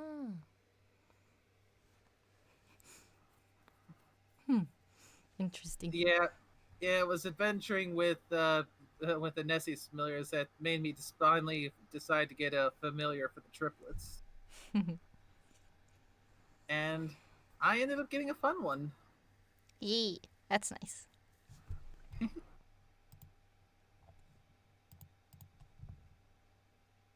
Duh. Final sight. Also Why? Baby Mimic. Oh. What did Final Sight do? Just give me a second. I just need to put on the display capture again. Oh dear. Oh, also have a Baby Mimic. Look at this cute. It's a baby tomato. It's Skireya. Skiria. It's a Skiria. It's adorable. Oh, that's adorable. It's a fluffy cow. It's a fluffy buffalo. Indeed. So fluffy. So cute. Oh, baby. Oh, one of the stuff it says, to death do us part. This Skiria binds to a single companion for a lifetime. It's well-known fact that if these loses their partner, they will fall into deep depression and start eating and drinking until they pass away too. Oh, that's not so cute anymore. Poor baby. Oh, here, go look at the cute and adorable Baby Mimic. Yes. Oh, it's a baby backpack. Yes, it's in the shape of a backpack. Oh my gosh. You have to, in order to actually access the backpack, you have to give it pets. I approve of this. I want one. If you just toothlessly just chew on your hand just a little bit. Yum, yum, yum. So remember, it does state toothless small. There's no teeth. It's just going to hold onto your hand. Yeah, so it's just like, meh, you're mine now.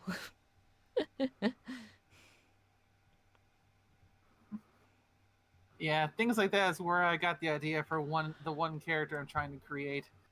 A character, I still don't know what class to make them, but every single item they have on their person, from their clothes to their weapons to every last item, all mimics.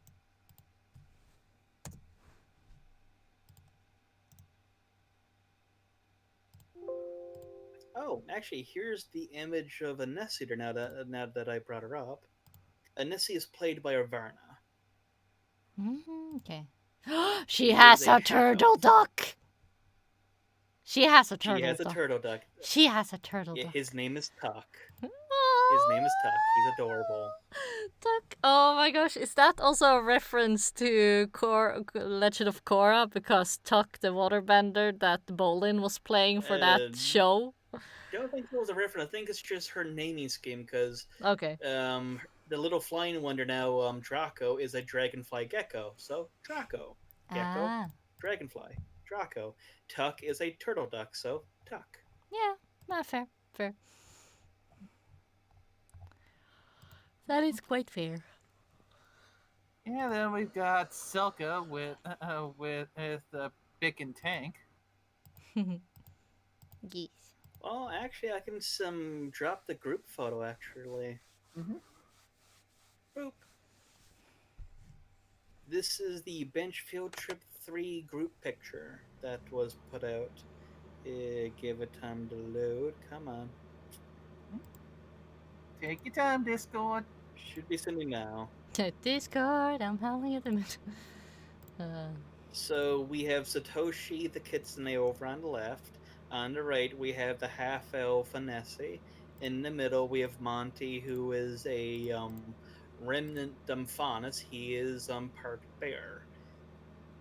His mother was actually Nikita from Fee's Ruby fan game that they render now, played by it would have been Vaughn. Up top is Selka, who's played by James. She is a essentially a serpent folk, but she's what's called a oh, it's whatever the actual D&D term is for the serpent folk. Bye, Apple. Have a good night. I am blanking on the name right now, but yeah, she's sort of just a serpent person. Okay. Then we have down below there now we have two people. We have Lily the catfolk, and we have Jerry the harpy. Yeah, Jerry! Jerry is an adorable bean as well. Yes. She is the feather bean. Bean. She is the feather bean. Yeah. Oh, there it is. Yuan T. Ah, there we go. Also, speaking of Jerry, here we go. More Jerry! That's the piece that Nairuya had made for Jerry. Yeah, the original one before the whole Phoenix encounter. Yep.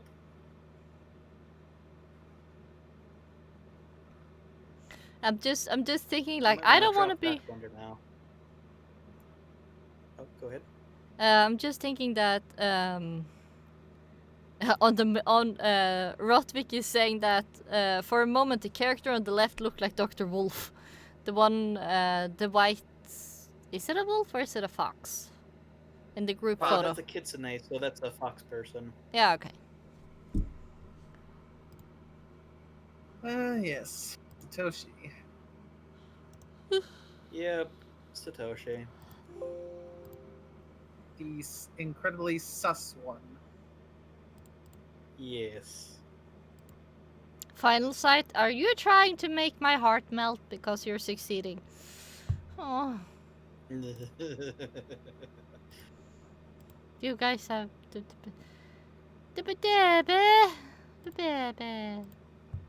my heart. Actually, yes, that is final sight go. Guys,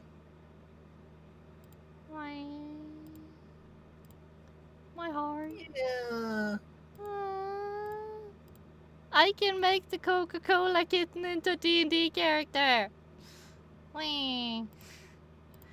And for you guys who doesn't remember, Coca-Cola kitten is basically one of my cats who really likes the plastic that the Coca-Cola in Norway comes in, so he uses it as a bed and a hut at the same time. So he basically puts himself into the plastic, so he has so it goes around him, so he's just laying there in a tiny hut, but again, the hut is too big for him, so it only covers his shoulder and his head, but he's laying there like he's completely covered and just sleeping.